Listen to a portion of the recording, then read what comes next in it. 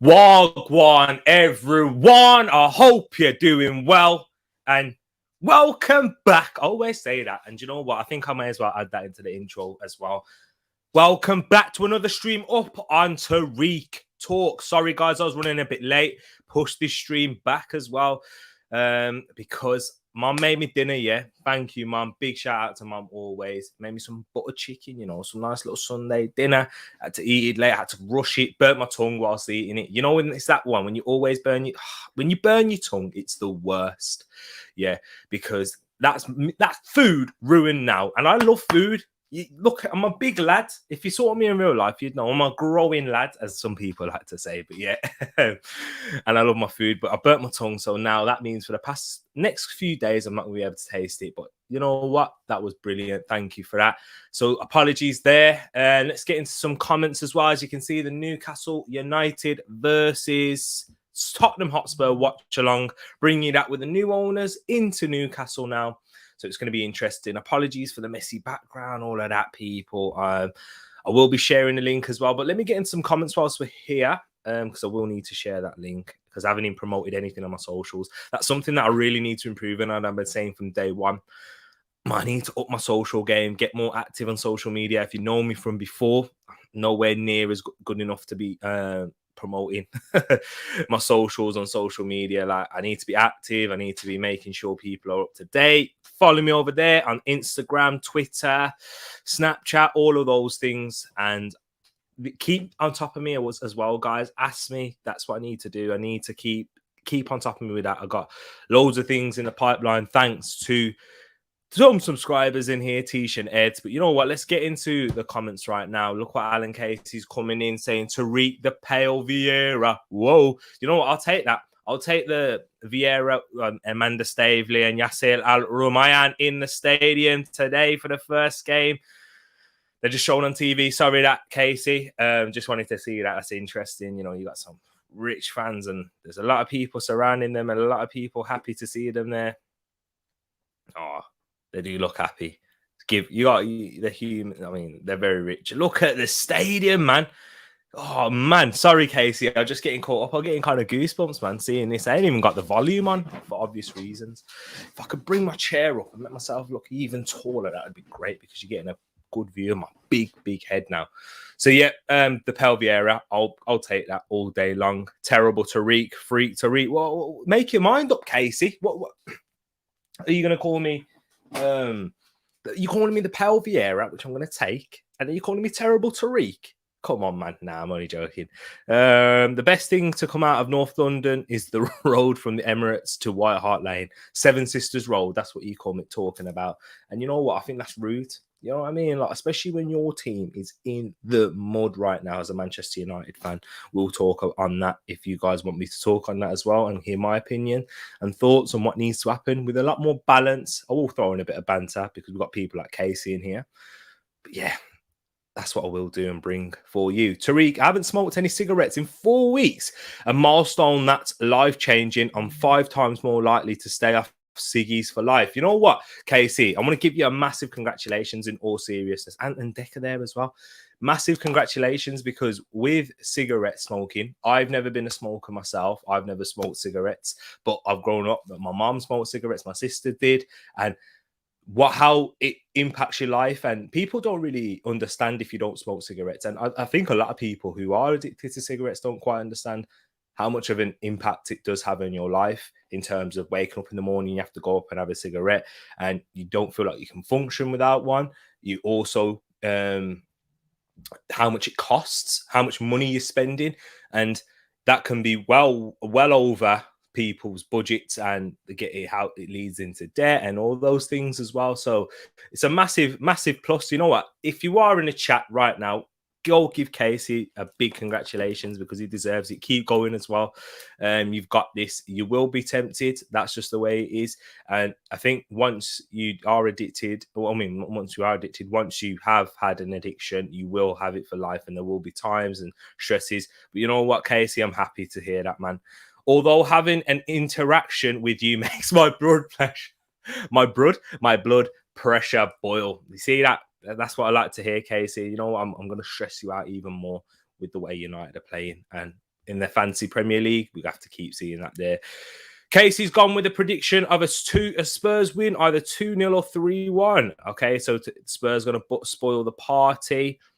Tereak, I'm your number one fan. I'm also your number one nemesis. That's how you got to be. You know what? I want my number one fans to be my number one critic as well, because that's how I'm going to grow. And you keep me level-headed, Casey. You know what I mean? You can't be my fan, yeah, and make my head go bigger, because one, it won't fit on the screen, and two, I won't be providing you real content, because I'll be all up in myself, all up in my feelings, thinking I'm great, because you know what? You guys make this enjoyable. You're the reason for this channel. Samson in here, my G grinding. You know I am, man, putting in that graveyard shift as well this weekend. As you can see, you probably have been here on the Twitch watching me play FIFA disgustingly terribly. May start a new career mode. I kind of thought that, and let's say this was a test weekend, okay, because yeah, I need to sort out a proper schedule and game plan for that. We got yes, bro, my boy J7, who joined us yesterday talking about the football. Did someone dash these? Oh yeah. Nah, sorry, I'll just have a look at my phone then. Have a look at the group chat. But yes, bro, hope you're doing good. You know what? We're speaking a lot. You was giving a lot of comparisons, this or that. Can you come and do the same? And we can do it all clubs. We can do it Arsenal, Crystal Palace, as we did yesterday. You can even ask the same question so that people will come and chat. We got my boy Rich as well, Eagle-Eyed Football, who I did do a preview for the Arsenal Crystal Palace game. Go check that out. And I still need to sort out the title. I've got his links in the description. So go if you're a Crystal Palace fan, or if you're just a football fan and he's got a show coming out tonight, get amped. Go check him out, man. Big up yourself, Rich. Alan Casey, big up, mate. That's an amazing milestone. There you go. You see, got the comments in there. Cigarettes have a massive impact on your health long term. I must stay off them. Yeah, I didn't even mention that, Casey. You know what? I didn't even mention about like the health implications that it does have. But yeah, I was talking more of the mental side that people don't really talk about a lot with cigarettes, because you know it's the obvious, you know, that leads to cancers, etc., and emphysema and all different types of functioning in the body and the life. I think those are obvious, but people are willing to take those risks because of how it makes them feel mentally, and that's what I wanted to talk about. But yeah, Eagle-Eye Football, come on up the Palace. We've got another Crystal Palace fan in here. J18, big up. How you feeling about tomorrow? You see, they're asking questions. I'm only here to wind you up. Come on, keep doing that, Casey. If you do get a trigger out of me, I think, do you know what, Casey? If you get a reaction out of me, yeah, you've won, because I like to think I'm quite level. I mean, not level-headed. I mean, I've got a good management of my temper. I don't get angry that often. Even when I was getting battered on FIFA, and by the way, I love FIFA to bits. That's what I've grown up on, and I kept my cool in the stream. I feel like I'm bigging myself up here, but you know what? There's so many things that I haven't even done yet. Confident bro, I'm saying 2-1 Palace, Zaha and Edouard to bag. There you go, 2-1 as well. Come on, bro. It's great feeling to feel confident knowing we're going to go into games and to attack. Yeah, you haven't seen that for a while, Jay. I was talking about that with Eagle Eye, with Rich. Why do I keep calling you that? With Rich on your channel, where on Rich's channel, where he was talking about, you know, you had Sam Allardyce, Tony Pulis, obviously Roy Hodgson, those types of managers. The game has kicked off, by the way. Before I carry on and going into the comments, I will catch up with them, guys. This is my prediction for today's game. I think it is going to finish Newcastle 2, Tottenham 2. I think the shares will be, the spoils will be shared. That's what I meant to say. But currently, that is the score line. And let me add this in the bottom. Don't forget to take your shoes off, people. And by that, when you go to someone's house, and what do? You say, oh, can I take my shoes off? And you know what? You take your shoes off just out of respect and courtesy. When you enter into a stream on YouTube and you like it, you have to hit that like button. So go hit that like button, people. Comment, subscribe, and share. Newcastle starting 11. That's what we can see there. We've got Darlow, Manquillo, Lascelles, Clark, Ritchie, Hayden, Willock, Longstaff, St. Maximan, Joe Linton, and back up top is Callum Wilson. Do you know what I mean, man? Like Callum Wilson's back up there. The big man for Newcastle. Here we go. Newcastle trying to attack already. St. Maximin trying to drive through, but it's well defended from Spurs. Daya. And with Spurs as well, this is their starting 11. We've got Hugo Lloris in goal, Emerson, Romero, Dyer, Reguilon, Højbjerg, Skip, Ndombele, Lucas, Son, and Kane. Let me get you back into the comments as well for everyone here. We've got 9 people. Do you know what? Whilst I'm here, I was meant to do something else. I can't believe it. Do you know what I'm saying? Like, let me get that off. 1-0 to Newcastle already. Callum Wilson, the boy, me chat boat. Sorry if you don't understand Hatway. That's the boy I was talking about.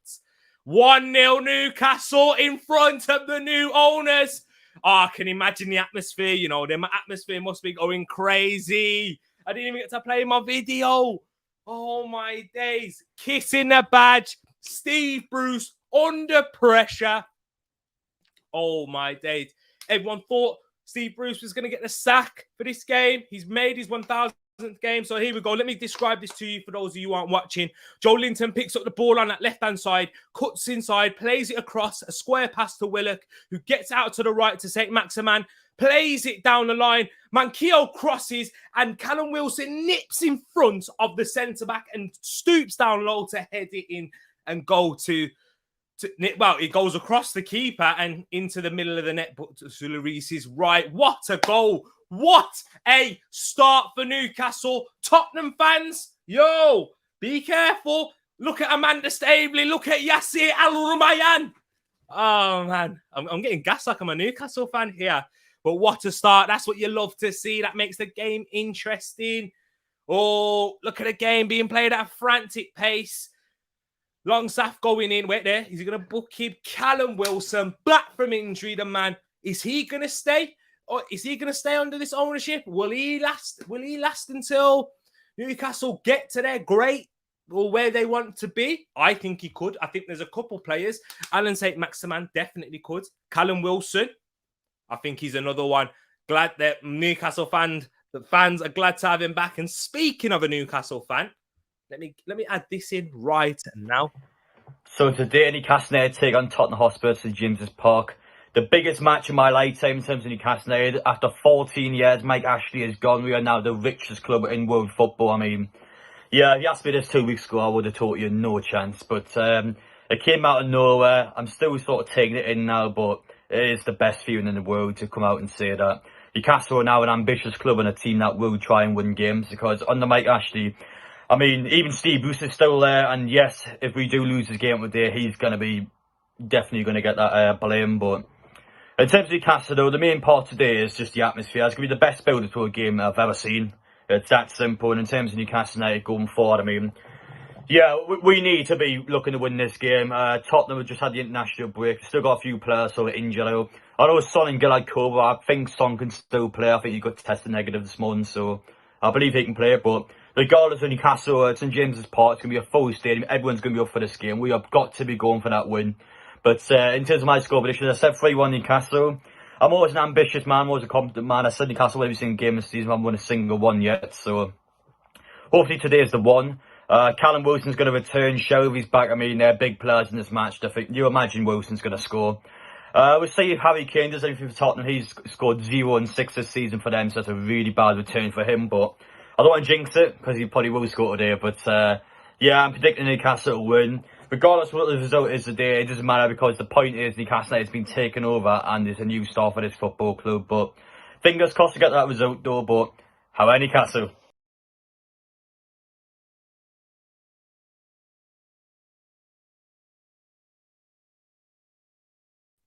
Muting my mic. Thank you there for Adam for sending me that over. I will put his channel in the link in the description. I will put his all the links. I don't even know. I fumbled what I was saying there.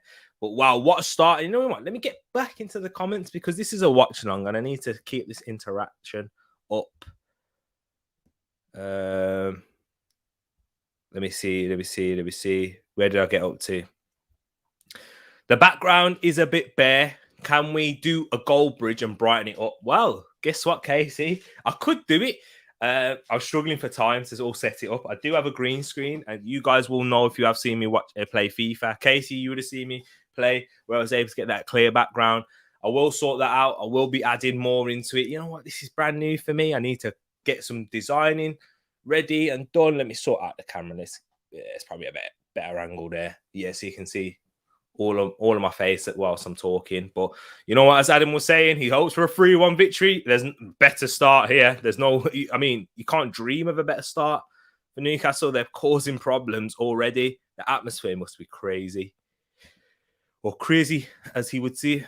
I will add that in. We are a S. We are Sugar Honey Iced Tea, Manchester United. We need new direction and a new coach. Ajax Den Haag. He wants Ten Hag at Manchester United. We'll go into that in a bit as well. Oh yeah, we already spoke about that. Yeah, I'm just catching up on here now.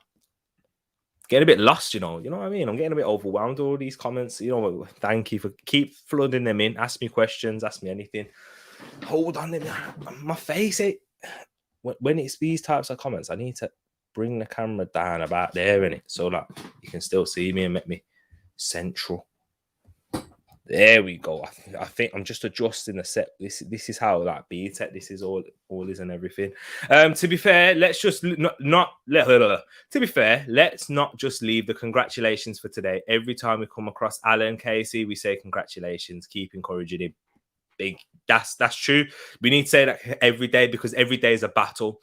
All of us, we all have our own battles in our life, our own struggles. But the fact that we're going and we're moving forward and growing, you know what? Congratulations. And congratulations to you as well, Eagle Eye, because you're here, good health, hopefully, and the family as well. So yeah, man. Keep being grateful for the blessings that we receive. Nicotine is highly addictive substance. Don't start. Yeah, even with the vapes and that, like vapes have become a popular thing, and because of that, people think and see it as a better alternative. However, it still contains nicotine. It still has issues, but you know what? And that's what makes it addictive in the end. And we don't know the long-term implications because vapes haven't been around for that long. But all I can tell you is anything that you're inhaling that isn't oxygen into your lungs will damage it. Will damage your lungs. So be careful out there, even with the vape. So yeah, talking about nicotine. Big up Tereak. We got United Ferbert TV. Big up Tereak Talks. Blessing my G. Blessings to yourself as well. Hope you're doing good. Let me know where you're watching from as well, Ferbert. Yeah, like where you're based, what country. Cloudy 245 Spider. How you doing, Tyler? I hope you're doing good. Yeah, I'm sure you're not too happy with Manchester United either. Where did you get the idea Newcastle could score? Because, you know, I know this game. Okay. And look what's happened. Look at that. Ferbert, appreciate that. Good catch from Carl Darlow there. We are 9 minutes and 30 seconds into the game. And whilst we're here, whilst you're here, people, hit that like button. Thank you, my bro. And then, sorry, I'm making my chair's making all this squeaking noises. It needs some WD-40. So yeah. And then to score 2. I mean, they're 1-0 up already. We got T-shirt M here. Hey sis, hope you're doing good. Wow. We have Newcastle next week too. With this rampant, I think that it will die down eventually though. At some point, and quality will show. They're running on adrenaline at the moment, Newcastle, and you can understand because the whole mood of the club. This can show anyone how a mood around the fan base and around the club can really just change. And this is what I always talk about. Football's a mentality game at the highest level. Not really too much to do with technical ability because these players are of a similar technical ability. We've seen, like, if we look at Newcastle, a lot of these players have come from like top academies in the country. Joe Willock, for example, Saint Maximin in France. You could walk into this Tottenham team. But as a collective, that's where the mentality shows. That's why Liverpool, I always rate them. And when people are like, oh, yeah, they're going to drop off this and that. Nah, I think they do have the mentality in terms of the group as a collective to always compete for the league. And when people were saying that Manchester United are going to finish above them, I was like, come on, let's be serious. But that was popular. Everybody was saying that. And it could still happen. I'm not saying like it's not going to, but I think a lot less people are going to say that now. Callum Tariq Wilson, here we go. Here's another light-skinned footballer. That Casey's coming in and dropping. Great commentary for those who can't watch still. I appreciate that, but I will keep providing you that too. Oh, yes, it's Jason. Oh, yeah, thank you. Appreciate that, Rich. Nice to see you, Jason. You're about 16 points ahead in the table. How am I going to pull that back? I mean, I made some errors, you see, in terms of this week. I was meant to make Mohamed Salah my captain. When I was doing it on my laptop, I usually do it on my phone, sorting out my teams. And guess what?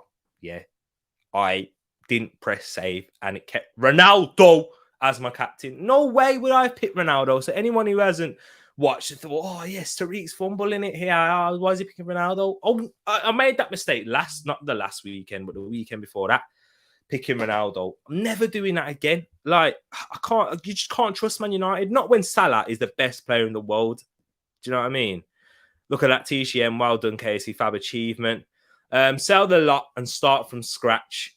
You mean you can't? I think you need to get rid of Ole Gunnar Solskjaer first, and then that's when you can start getting a manager who's going to build the team correctly with balance. And Dombele has a shot blocked. Højbjerg takes a shot from distance, but it's easily grabbed by Carl Dahl. I was about to say Dubravka then, but he's not in goal. Need this Newcastle fan on Get Amped later and for the match preview next week. Yes, definitely. If you go check him out, it's Adam Pearson. Rich, I could send you over his Instagram if you want, and then you can get in touch with him. And I'm sure he's a very nice guy, and he's open to it, and he's always open to like working and doing videos and coming on. You know what? So yeah, big shout out to Adam.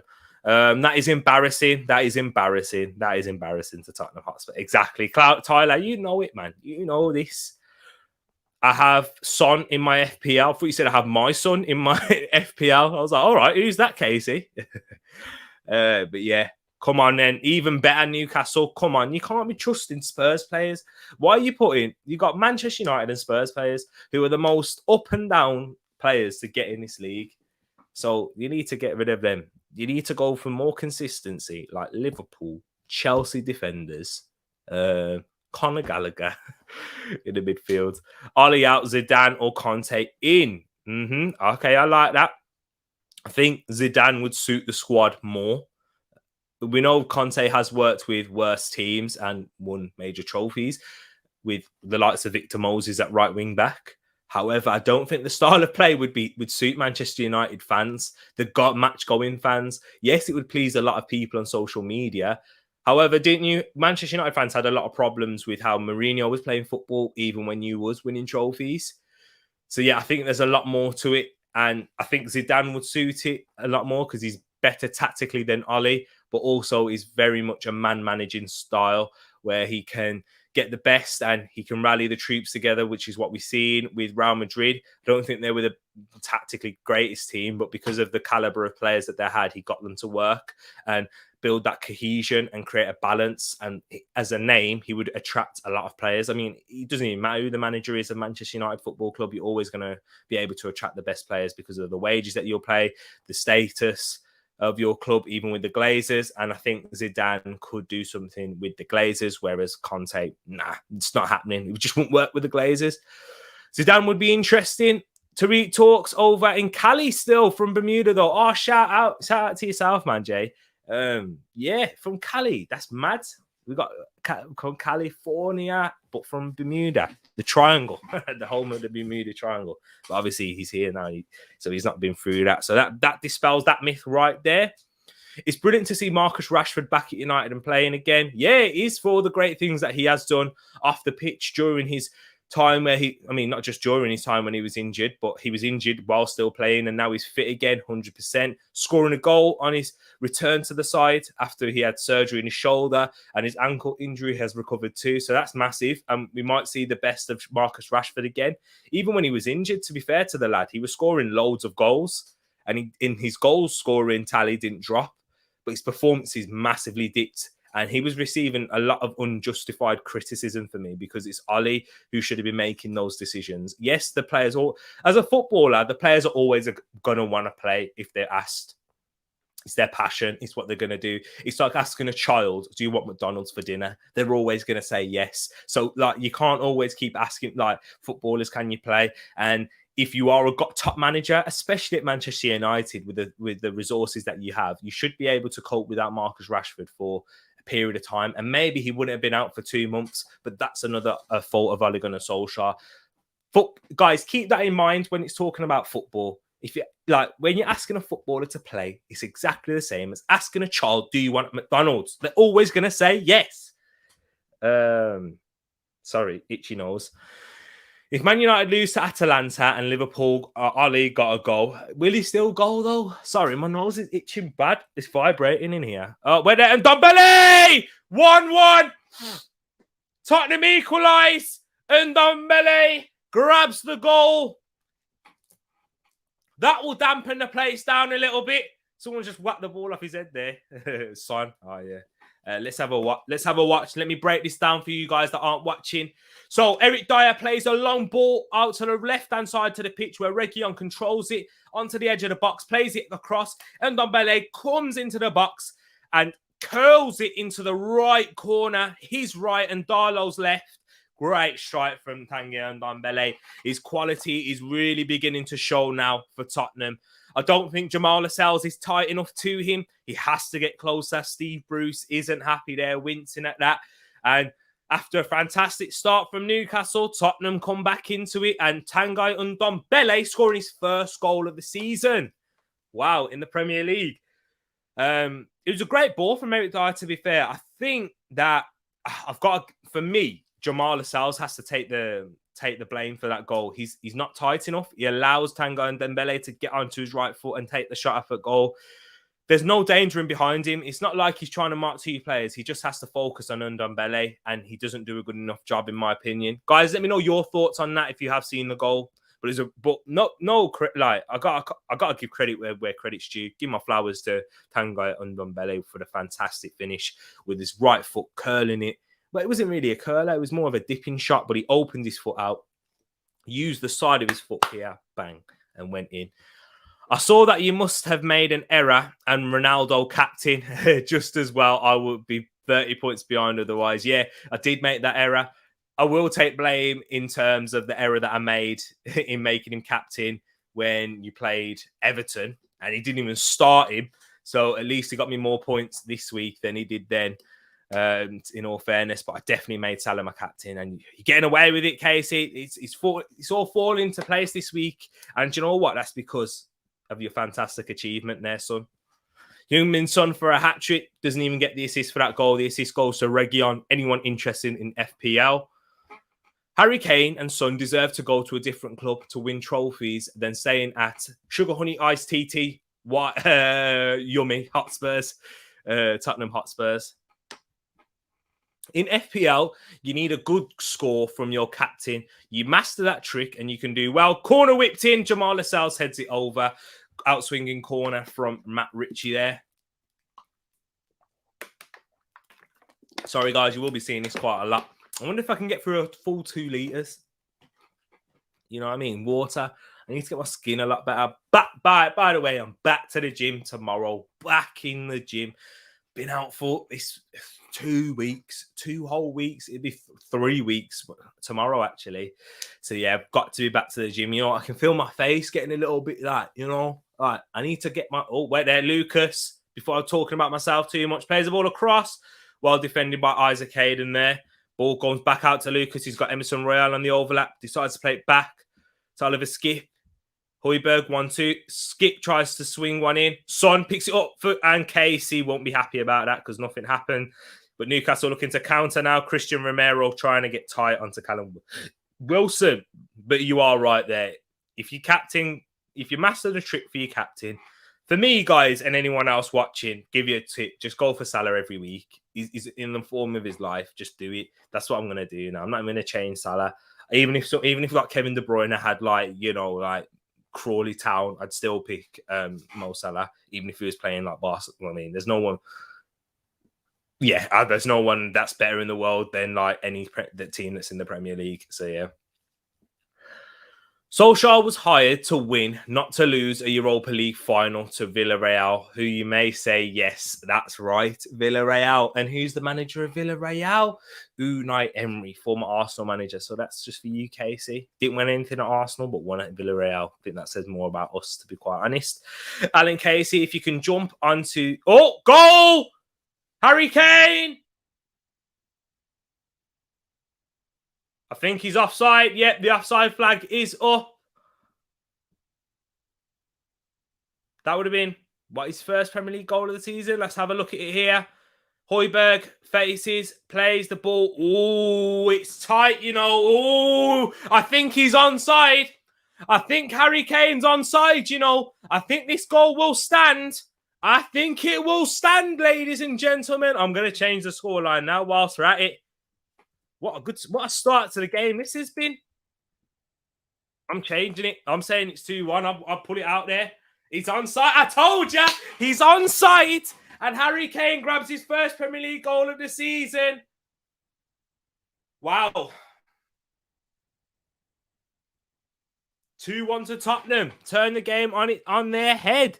On its head. Now it's just been confirmed. Where did I get up to here? Real Madrid want Reguilón back. Is that true? Is that true, Casey? Can you confirm that for me? In fact, that goes to any fan who wants to talk about their club. Go check out Get Amped for Rich. He allows you to talk and have your opinion. You'll have a discussion with other fans of your club and of different clubs as well. So go check it out. Go check out his page.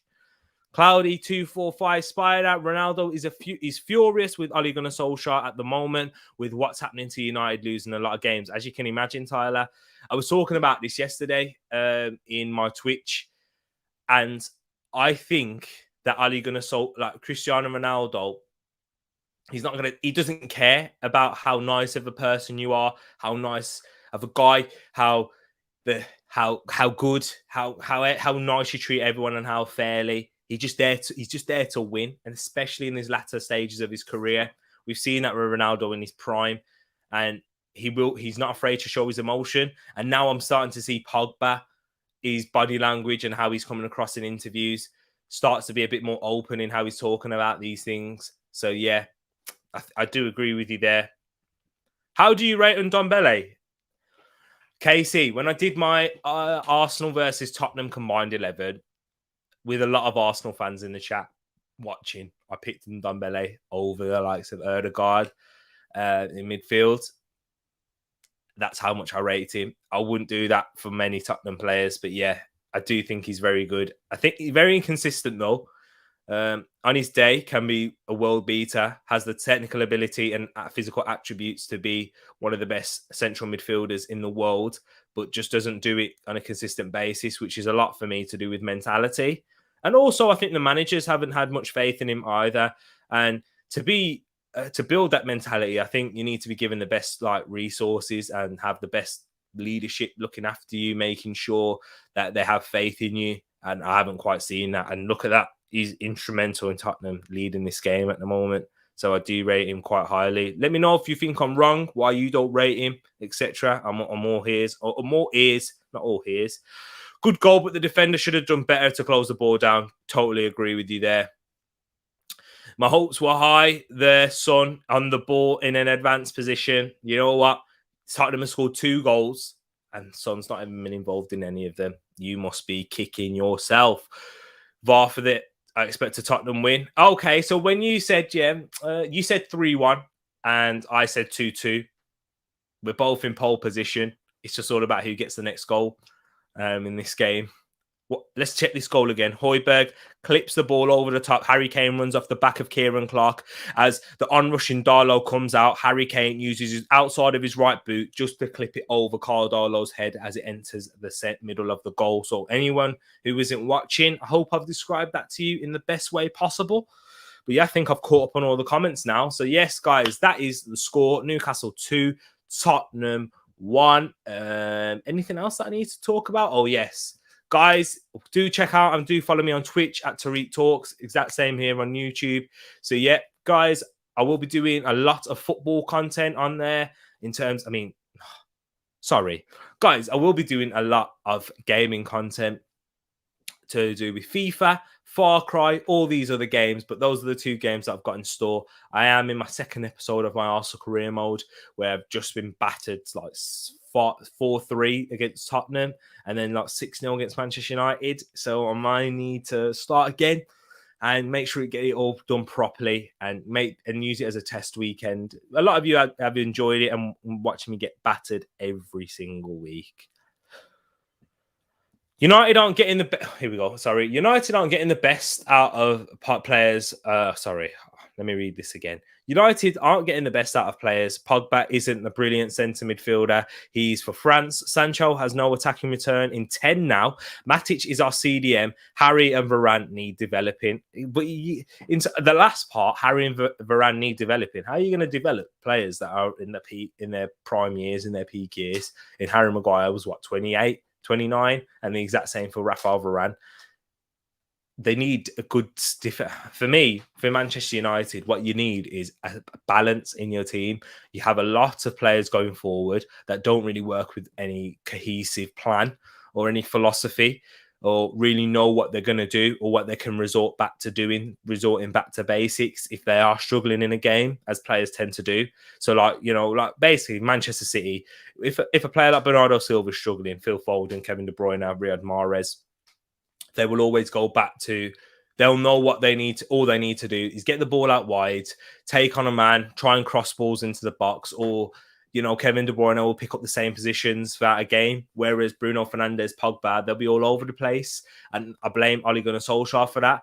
Also, in the midfield, where I will take a bit off Ole, he doesn't have a good enough with the physical attributes to play every week in, week out in the central defensive midfield, which also, Son whips in a cross there, and it goes out for a goal kick, but the Tottenham players are protesting. That could have been an assist for you right there and then, Alan. But yeah, and that's where I think it has a lot to do with that CDM position. You need someone like, as you said, João Palhinha. I'm not sure if he has the physical capabilities to hold that position by himself. Someone similar to a Wilfred Ndidi type who can move around. He's got very good mobility. I think so. Basically, Fabinho would be the best one because he's extremely good on the ball and technically assured as well. Thomas Partey would be a decent shout next to someone like a Fred because he'd provide much more dynamic range of passing than the likes of McTominay and Fred would do. You could play McTominay and Partey. You know what I mean? That's who you should have got, really. Here we go. He's gone with Ruben Neves style box to box would improve us. As I said, though, again, he's box to box. He can play in the CDM position, but I don't want him to be a lone. You wouldn't want him to be a lone central defensive midfielder. Ruben Neves, very good, would provide much better passing range than what the likes of Matic, Fred, and McTominay provide. But I'm not sure if they'd provide that defensive stability where Pogba lacks in concentration. Great feet from St. Maximin there, but the pass is too short as he tries to find Callum Wilson. He can do a shift and knock it around. Yeah, he can. Ruben Neves, his best attribute is his range of passing. That long pass, that diagonal pass especially, and that shot he has with set pieces. But I'm not sure if he would even be the right one for you guys. I think he'd be a better signing for Arsenal next to the likes of Partey midfield who can cover for him defensively. But you don't really need that range of passing when you have a player like Pogba who provides that. I think you need to, I know we've heard it a lot over the years, but hang on, Callum Wilson in the box. Tries to find St. Maximin, but he stretches and slides, but can't quite get onto the end of the pass, which, good play from Newcastle. Newcastle looked really good and threatening in this game. I think this has been a very good game so far, especially for the neutral. But back to what I was saying. So, yeah, someone to free Pogba again, and someone who you can rely on to just hold that midfield position by himself. Maguire and Varane will take about a season to proper. Do you know what, though? I don't think you really have that in their peak years to get there. Do you know what I'm saying? Because they're about to be what? So you're telling me that 29, 30 is when we're going to see the best of them? You need to win now. And they haven't performed anywhere near their best or what people expected of them because of not that lack of protection in the middle. Not having a proven CDM is Ollie's fault. He thinks McFred are good enough. It's true. Yeah, Ollie does have to take some massive flack for that because that McFred position, it's a joke. And the reason he feels like he has to play that is to provide that defensive cover. You will see McFred come up against Liverpool. I promise you that. If I'm wrong, I'm wrong. But you will see McFred against Liverpool because of what they provide in an energy point of view. They're not. Then both of them, none of them, as their self could by themselves could marshal that defense and marshal and read the game, make those interceptions. So they have to do it as a two, because if you play Matic and Pogba, Matic doesn't have the legs anymore. It's that simple. It is that simple. Unfortunately, doesn't have the legs to be out of possession to really do that position by himself.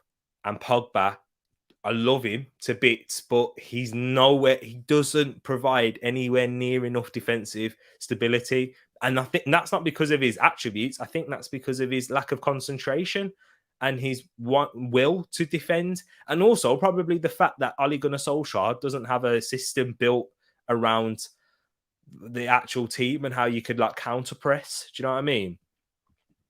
Could Eric Bailly play CDM? Do you know what? It's one of them ones because Eric Bailly is decent on the ball, but playing as a CDM and a centre back are complete different positions. Yes, we've seen players before transition from either position, either from a CDM to a centre back or a centre back into a CDM. However, what's required is how you pick up the ball. And that's where Fred is at his worst for me. He doesn't pick up the ball in the right way in terms of receiving the ball on the outside, manipulating under pressure. How would we see Eric Bailly play with his back to play when he's being pressurized? You don't know that, and he may never be a CDM, and he may just get exposed in terms of tackling. Yeah, he could play there because he's very aggressive in the tackle. He can read the game well. He's got the legs to run up and down. But then another thing is playing in midfield where you're required to do more running. Does he have the fitness capabilities to do that, Casey? As you said, aggression, yeah. And what's the story with Donny van der Beek? Ole Gunnar Solskjaer doesn't rate him and doesn't think that. I think what Ole thinks is that he sees Donny van der Beek as a backup for Bruno Fernandes. And Bruno's never going to get dropped, by the way, especially with the way Ole plays. Even though he can play in that sixth position, not a six but as an 8 where Pogba could play. And yeah, but he just doesn't rate him at all. I don't know. This is me just guessing with Ole Gunnar Solskjaer there. Donny is getting disrespected, most definitely. I know your thoughts. So I remember when I first met you and how you kept mentioning Donny van der Beek, but yeah, he's a top quality footballer and he's getting disrespected a lot. United system is based around McFred, and that says it all, and that says why. I think Manchester United will drop out of the top 4. I think they could do it. I think they're the most likely team. When everyone was saying, "Oh, the top 4 set," I don't think it is. I think the top 3 is in Chelsea, Man City, and Liverpool. But Manchester United, as long as Ole Gunnar Solskjaer's there, they could definitely fall out because there's a lot more pressure on Manchester United now to perform.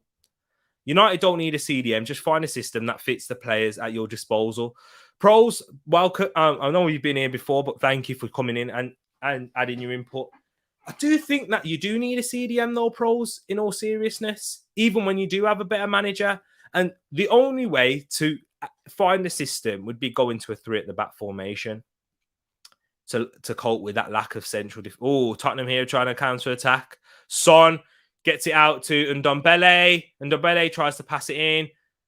But let me go back to this point just in case. Yeah. I'll go before I forget. Yes, you don't need a CDM to challenge, but to win the league, you definitely would do. And this is what I always say. I always say this. Tell me a Premier League winning team that hasn't won the league with a top class CDM, with a top 5 CDM in their league. Tell me, because I'm waiting. Even with Conte, when Chelsea played the 3 at the back formation, Matic was a much better CDM than he is now. Leicester, Kante, even though he's not quite a CDM, but somebody who breaks up the play and can help in the counter press. Liverpool, Fabinho. Manchester City, Rodri, Fernandinho. Who else? There's been loads. I think that's what's required in the Premier League, especially nowadays. Arsenal with Vieira and Gilberto Silva. Who else has won the league? Chelsea with previous seasons. Makalele. I think you do need one to win a league, and that's what helps you dominate and control games. You're not going to control games without a CDM because they're not going to be able to dispossess the opposition in transition. Do you get what I'm saying now? Should Man U play a three at the back? We haven't had a CDM anyway. Yeah, I think you should. I think that's what you need to do to get the best out of these players, to get like a Bruno. I mean, Bruno probably in midfield next to Pogba. And then you can have three at the back, and then the wing backs providing the width. But then what happens then is your wingers are out of there. How does Sancho get into the side? You get me? And then Greenwood and then Ronaldo fitting those players in Rashford. So yeah, it's difficult, but that's the decision that I would make. I'd play a three at the back at Manchester United with the current squad that you've got to get the best out of them. I wouldn't want to play with that long term because I don't think that gets the best out of the likes of Sancho, which he spent a lot of money on and definitely has world-class potential. But yeah, he's not getting the best out of him anyway in this formation, so I'd definitely go with a three at the back for that reason. Don't break my heart, Man United, not in the top four. That's when Ollie will get sacked. That's the only time Ollie will get sacked, in my opinion. They've given him a 3-year contract. I think you're completely forgetting this as well, some people. 3-year contract. He ain't going anywhere unless you're finishing outside the top four. So if you want Ollie gone that bad and you don't see that you can compete for trophies, then you're going to have to hope that your top four places is in contention and you're out of the top four, in all seriousness. And that's what you're going to have to hope for. And you know what? And that it may help you return to better days later. All Arsenal supporters would be delighted. Yes, I would be, but I'd only be delighted if we take that 4th place and we try and kick on and we move forward. Do you know what I mean? And then if Arteta got us into the top 4 but then didn't kick us on, then I hope that we'd make the decision that you guys don't. But in all seriousness, I don't think that would happen with our ownership because KSE and the Glazers are very similar. I think we do need a CDM, but 100 should be getting a better tone out of this club from that. Yeah, exactly. Definitely. And that's what I'm saying. A proper CDM. Yeah, oh, Lucas Moura hits the bar from a Son corner. Casey's not going to be happy there. Or anyone else that has Son in their dream team. But yeah, you definitely can be. Ollie hasn't got like... I know it's easy, and when you hear people on social media say Ollie's a PE teacher, but how Ollie management style is giving freedom and reins to the players. And that's where you have picked up a lot of results because it's unpredictable. You don't know where these players are going to be. Hold on. Harry Kane entering the box now. Oh, stumbling over. I think it goes out for a Tottenham corner.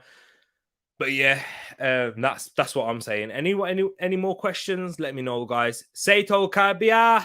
Thank you for joining, Seito. This game is interesting. I think there's more goals in this. Tell me about it, Seito. All right, I really am enjoying it. Thank you for joining as well. Hope you're doing good. And it's nice to have you in the community. Let me know your thoughts. What do you think the game's going to finish, Seito? Ollie has said he wants a CDM in January now, but beforehand, he said it can wait till the summer. So don't think the Glazers will act in January. In all seriousness, I think you're right. And I do think that they won't act until January unless top 4 is out the window. Unless there's contention of a top 4 place. What's happening here? What's this?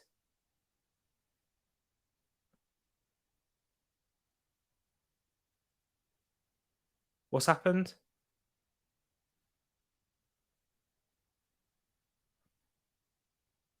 Oh, what's happened here? Hold on, sorry. Hold on. Someone in the crowd. Something's happened. Hold on, sorry, people. Apologies for this. Apologies for silence.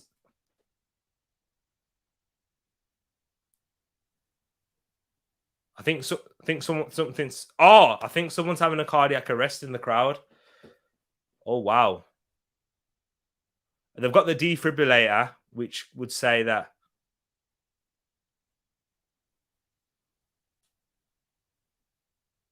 Oh no. The referee's calling the players. Nuno's having a word. I don't think he's happy with that. Yeah, somebody in the crowds and all the players were running over to them and saying it might be a heart attack, it may be a cardiac arrest. But I think the game's gonna have to be stopped. Or I don't know, I'm not too sure. That's crazy. I've never seen this before, guys. This is scary. Yeah, they sent someone over to go into the crowd. There was a lot of paramedics surrounding, or stewards. I saw a lot of yellow vests. And then they got someone off the bench to run across the pitch with a defibrillator, if those of you aren't watching, and go into the crowd. There was a lot of players gesturing. I'm going to go back. This is horrific scenes we're seeing here. And as we saw in the Euros with Christian Eriksen, we know how serious this can be. Do you know what? Do you know what I need to say? Big credit to Reguilon. I want to mention this. I want to give a massive shout out to Sergio Reguilon there, who's a true hero in pointing this out to the referee. And if this person does survive, or praying that they do, and praying that they have a speedy recovery, I'm just praying for their safety and that their survival at this moment in time. But Sergio Reguilon was the one that spotted that and made it aware to the referee and a lot of the players.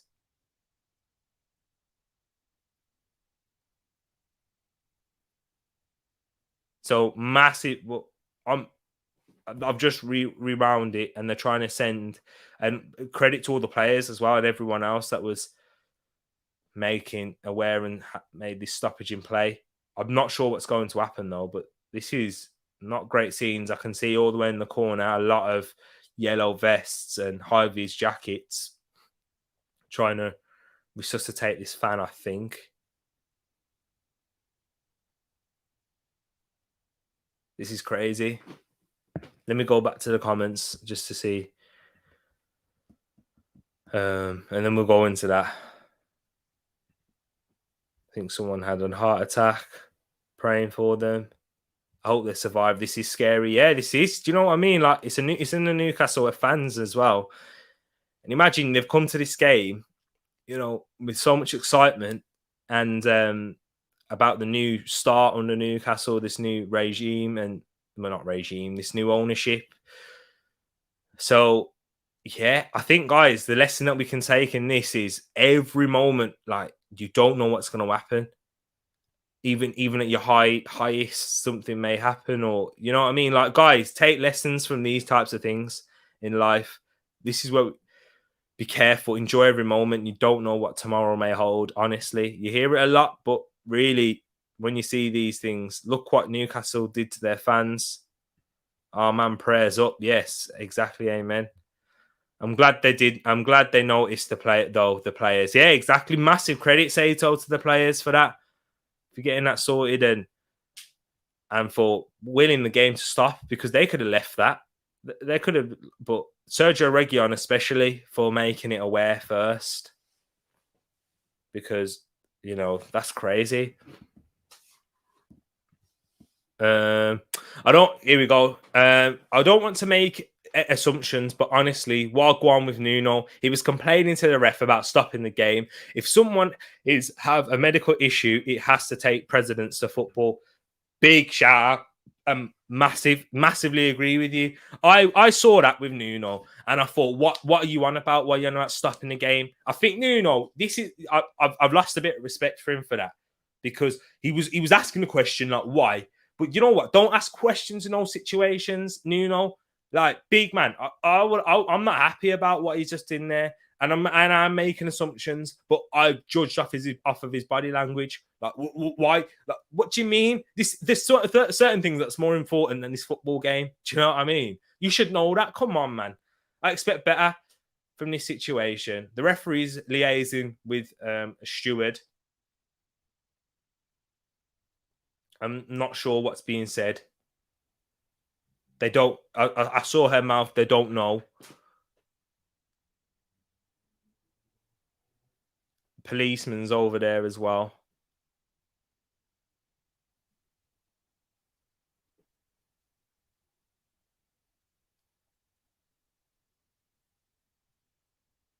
I'm not sure what's happening. I think the players are going into the tunnels.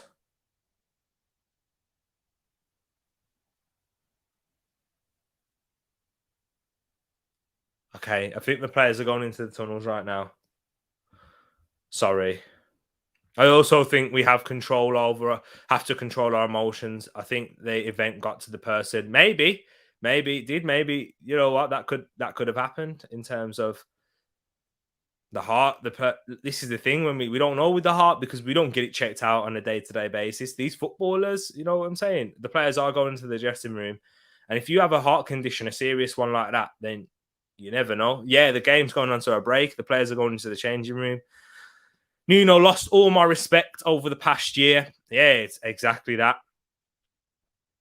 So many events happening in this game, but this one is most important at the moment.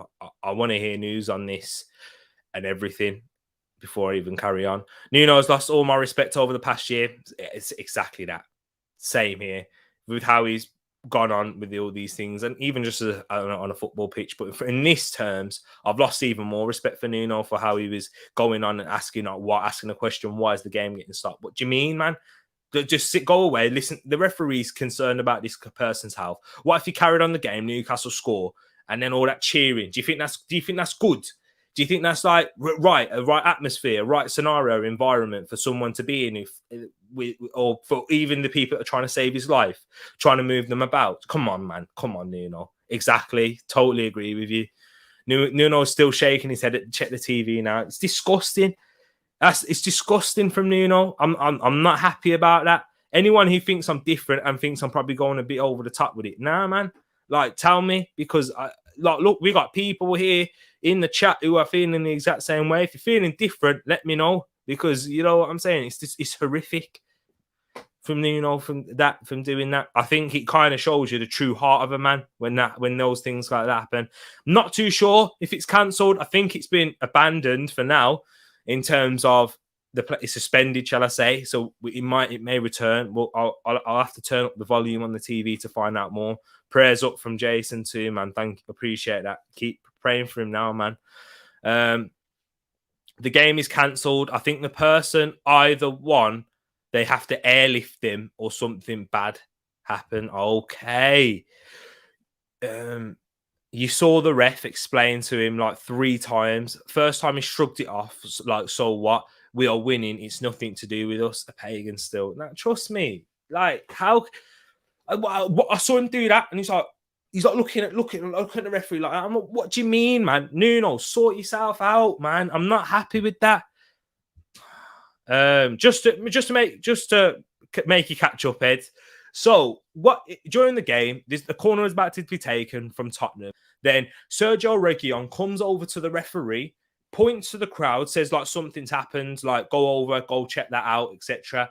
And then suddenly all the Newcastle and Tottenham players start calling over a physio or a doctor to come over onto the pitch. They run to the opposite end of the pitch towards the dugout to get a physio to come on. And what we see from the TV, I was very confused at this point. A physio or a doctor, I'm not sure who the person is running over to the fans and over to the area where this has happened with a defibrillator. So that to me either says it's a cardiac arrest or a heart attack. So I think, and there's a lot of stewards and police, and I presume it was a paramedic or something. If it was a paramedic, they would have had a defibrillator. But so, yeah, it was quite shocking, to be honest. And I've got to give a massive credit to Sergio Reguilon. And in terms of Nuno, the referee was pointing the players just to wait on the side of the pitch. Nuno comes across and says, what are you doing that for? What are you doing that? The referee explains what's happened, even though it's clear to see, by the way. It's clear to see from our perspective, and it's clear to see even from within that point of view. And then Nuno saying like what? I'm not sure exactly what he said, but he's gesturing even when the referee's explained, and he's there going like, "What? Why? Like, why are you stopping?" type of thing. And then, as Sato said, right here and then, Nuno, even when the cameras were on him and the players were standing there, Nuno was still looking like this and shaking his head. And I was like, nah, man, like this is, I've lost respect for you now, Nuno, because You know what? Like, why are you questioning all the players and even the staff on the pitch? You've got a physio that's running over across the pitch with a defibrillator in his hand, and he's asking the question, "Why is the game stopped?" Like, doesn't it not sink into your head the reasons why the game would be suspended? Because why is that? They're trying to save the man's life. They're trying to get his heart resuscitated. So if you carry on that game in a scenario where the players and the fans are going to be screaming, shouting, etc., Newcastle may score, Tottenham may score, something may happen onto the pitch, and where the referee starts going, and then the fans, and then is that the right scenario for the players for the fans and the people that are trying to save his life to try and sort that? Do you know what I mean? Like, come on, man. Nuno. Like, I'm thinking of this in this space of time. How come Nuno can't? Do you know what I'm saying? And he's much older and probably more intelligent than I am. The fact he can speak different languages says that. So yeah, fix up, man. I've lost respect. I'm quite angry because of that. I can't hear what the TV's saying, but yeah, son, get time to recharge the batteries. Life is more important than football. Simple as that. It's true. Hold on. I'm going to have to mute this mic a second just so I can hear what they're saying. Apologies.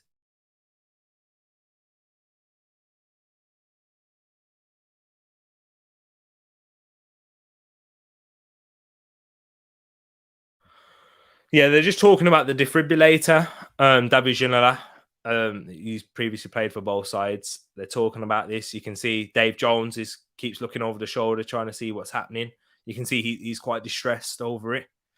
And the pundits are talking about it. Game could be abandoned. Could be, exactly. The first half is suspended, as it says in the bottom left-hand corner on Sky Sports.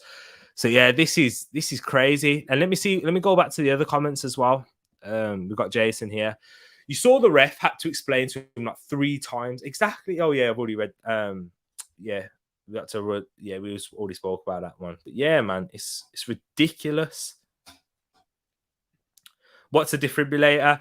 It's a machine that sends an electric impulse into the heart to get the heart restarted, because our heart is run upon electrical charges. That's what keeps the heart beating and ticking as an involuntary muscle. And an involuntary muscle just basically means that it contracts without us consciously thinking about it.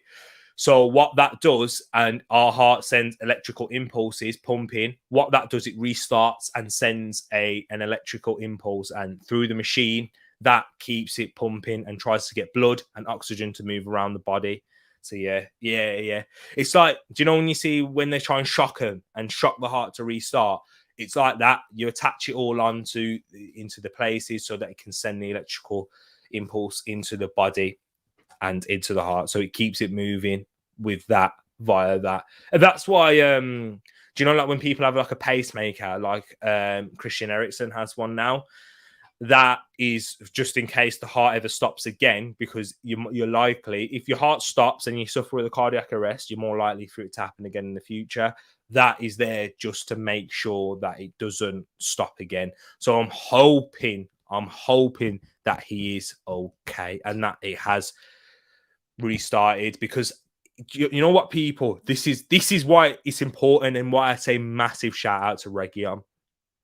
If your brain goes 2 minutes without oxygen, without, and when I mean 2 minutes, I mean without someone pumping oxygen. You know, when you're seeing CPR, when people are compressing the chest and blowing oxygen into the mouth of someone, 2 minutes. It takes less than that, actually, 2 minutes with your brain without oxygen for it to be dead, and you never get resuscitate and you never see life again.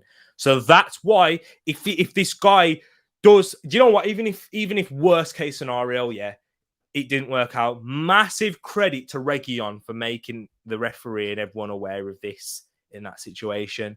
That's why I've got, and all to the players as well, but especially Region, who's the hero in this. He may be popping all over social media now. We probably see all over Twitter, everybody saying Region, singing his praises, because he deserves it. But right now, I'm hoping and praying that this has helped that fan. Because as I said, guys, life is so short. This is a lesson. This fan, yeah, without even knowing who the fan is, they've come to this game against Spurs, brand new start with this expectation of, great things happening, excitement. You think about that.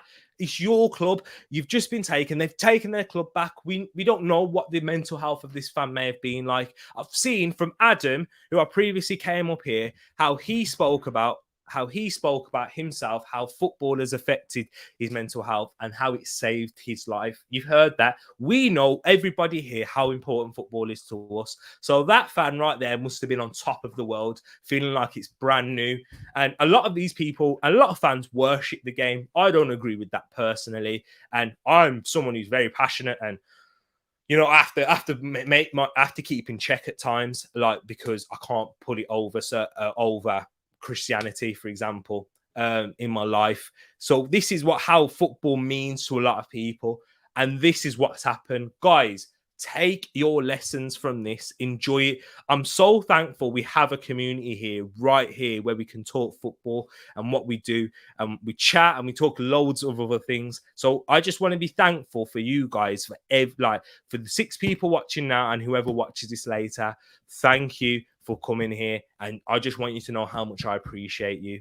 Genuinely, from the bottom of my heart. The whole reason I'm talking and watching this is because of you guys and why I've really enjoyed myself. And you guys have played a massive part in giving me a passion and something that I want to do and create even a business. So yeah, guys, thank you so much for what you're doing here. And I just want to give you a massive thank you, and just take the lessons from this, appreciate life, because this is not what we want to be seeing, of course. Tomorrow is not promised.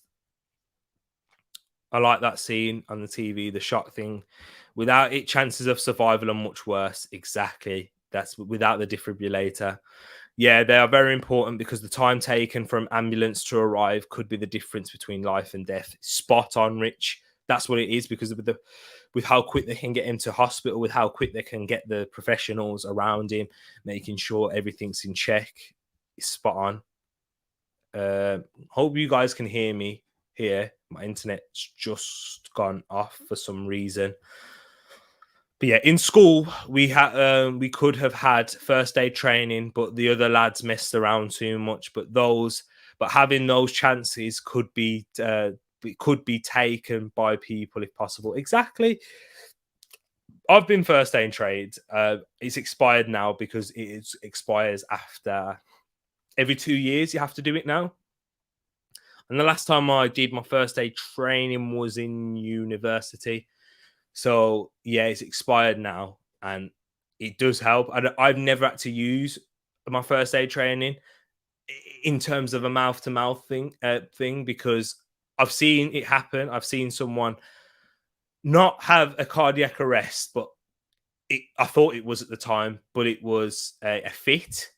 Outside, I was on my way to the gym, and I've seen that happen. The guy fell off his bike, and he was having a fit, and he was having a seizure, and I had to get him in the recovery position, because it can be quite dangerous, as they can choke. And so yeah, that's where I used my expertise. And I think everybody should be first aid trained, to be quite honest. First aid is so important. If you get the chance to do it, do it. Basically, schoolwork, social clubs, do it. Especially where it's in the football stadium. If you go anywhere where you're out and about, you never know what could happen. My mom's a nurse, so she has a great understanding of all those things. Absolutely, Ed. I've been to a World Cup final. The experience itself can get to you. Wow. No way. Which final did you go to, Saito? Which game was you at? That's crazy. I've not even been to a first team international game. I've been to an England under 21s one, but I think, are the players returning? I think the players are returning back onto the pitch now. It's frightening. You see it, yeah, the players are returning, getting themselves warm. But also, you got to think for the players in terms of they're humans at the end of the day. They've got to refocus and get back onto the game. And this game was fantastic as well. It was brilliant. What a start. 3 goals already in the first half. And it was end-to-end stuff. It's frightening you see an ambulance pull in and on the side of the road, knowing someone is in trouble. Exactly. It is scary, those types of things. Hold on, let me sort something out here. There we go. I think that should be perfect. So, prayerfully, the person will be okay, but the fact that there's a defibrillator is massive positive. Exactly, Tish. So the game will be abandoned. Doesn't look like it. Looks like the players are returning back onto the pitch, just getting themselves warm and ready to resume play. Because it's important because they've been probably around, standing around, sitting down. Might see a few injuries being picked up here, guys, in all seriousness, because from a sports science point of view, to get the body from starting and then they're gonna have half time, and so it's important to make sure the players are fit. And when I mean fit, muscles warmed. I did a first aid course. Okay, if it was within the last 2 years, that's okay, because you have to get it done like every 2 years now. It was 4 at one point, but now it's 2. I'm still listening to Alan Shearer. His voice is so broken. He seems really hurt for what happened. Nuno can learn. Exactly.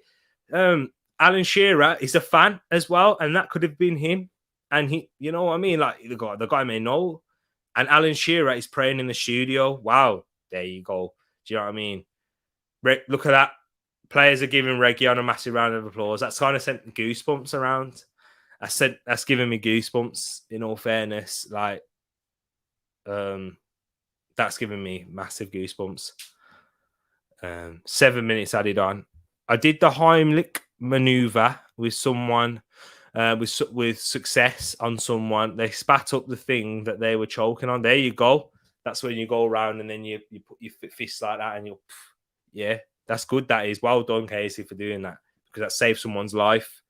Do you know what I mean? They'll always be grateful and forever, because that's their life that you saved. It's going to return on the 45th minute with 7 minutes plus added time on the corner. The game is returning. The game was paused to allow for the incident. Thank the Lord that there was a corner. Do you know what I mean? Because if the game carried on, you never know. Here we go. I want to read this. In Chicago, I had to put a man in the recovery position after a seizure. I was asking for help and no one helped. After the ambulance arrived, I asked why no one helped. I was told that if something happened to the man, that I would have been charged because I was the last person to touch him. Madness. What? So you went in, so you was out in a different country, yeah? And you've helped the man and you've tried your best to help the man recover and potentially save the man's life. But you would have been sued because you was the last person to touch him. This world's crazy. That is nuts. So if you would have went about, so no wonder you didn't help. No wonder people don't help, because they're thinking, if I try and help this man and he dies or something like that, and he tries to sue me or his family, yeah, I can't afford that. That's just sick. That's what I'm talking about. Money's ruined the world. Do you know what I mean? Like, the money is the root of all evil, unfortunately. That's crazy. America is crazy. Wow. We are trained for what's the seizure? It's what is it now? Wow, I forgot what it's what happens. Epilepsy is what happens when people have if you have epilepsy, you're prone to seizures. So like things like flashing lights, which you may have seen on games or films, which can cause a seizure. My mom would be perfect for this. My mom would be able to explain exactly what a seizure is. I'm not too sure. Guys, in the comments, if you can, let me know. We are trained at work for the first aid. Okay, that's good then. Yes, the game is back on. Sergio Reguilon, who's going to be a hero at Newcastle now. Do you know what I mean? I think that's the perfect signing. I think that's one of the first signings they need to make at Newcastle. Get Reguilon to Newcastle. A seizure is when the brain stops. There we go. This is perfect. A seizure is when the brain stops, receives signals, and the body reacts through a fit. Exactly. Thank you for that, Rich. That is exactly what it is. And now that you said that, I remember my mom telling me about it before when I asked that question. They just said on TV now the person is stabilised. Oh, brilliant. Okay, that's brilliant. Good news. Thank you, Sato. Thank you for breaking that through and keeping us up to date on all of this. Kane across the box there, son. 3-1 Tottenham. There's your goal, Casey, for Heung-min Son. He's grabbed it. But appreciate you, Sato, for breaking that news and everyone else in the chat as well. Eagle-eyed, that is the sad fact of life currently. People walk on for so many things. Exactly. The fan is going to be okay. Good news. Praise the Lord that they are stable. Region saved a life today. Big shout out to Sergio Region. I already gave him a big shout out anyway, but I'll do it again. Sergio Region, Newcastle legend.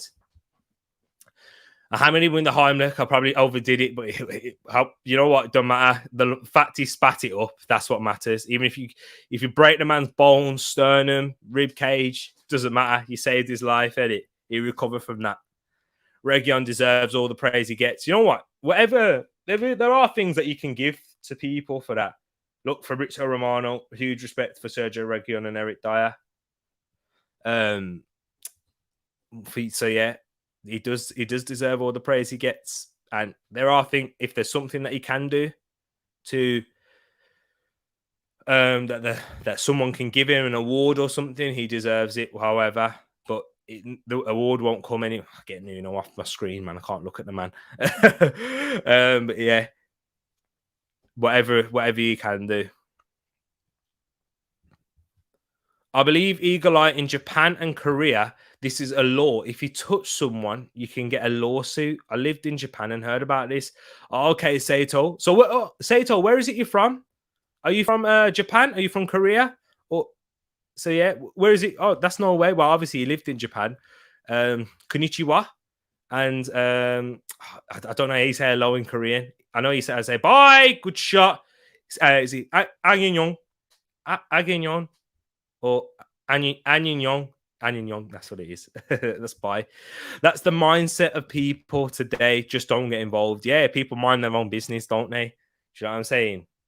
Photosensitive epilepsy is what the warning with most games. That's the type of seizure. Yes, you're right. That is the type of wait there, guys. My stream's just become unstable.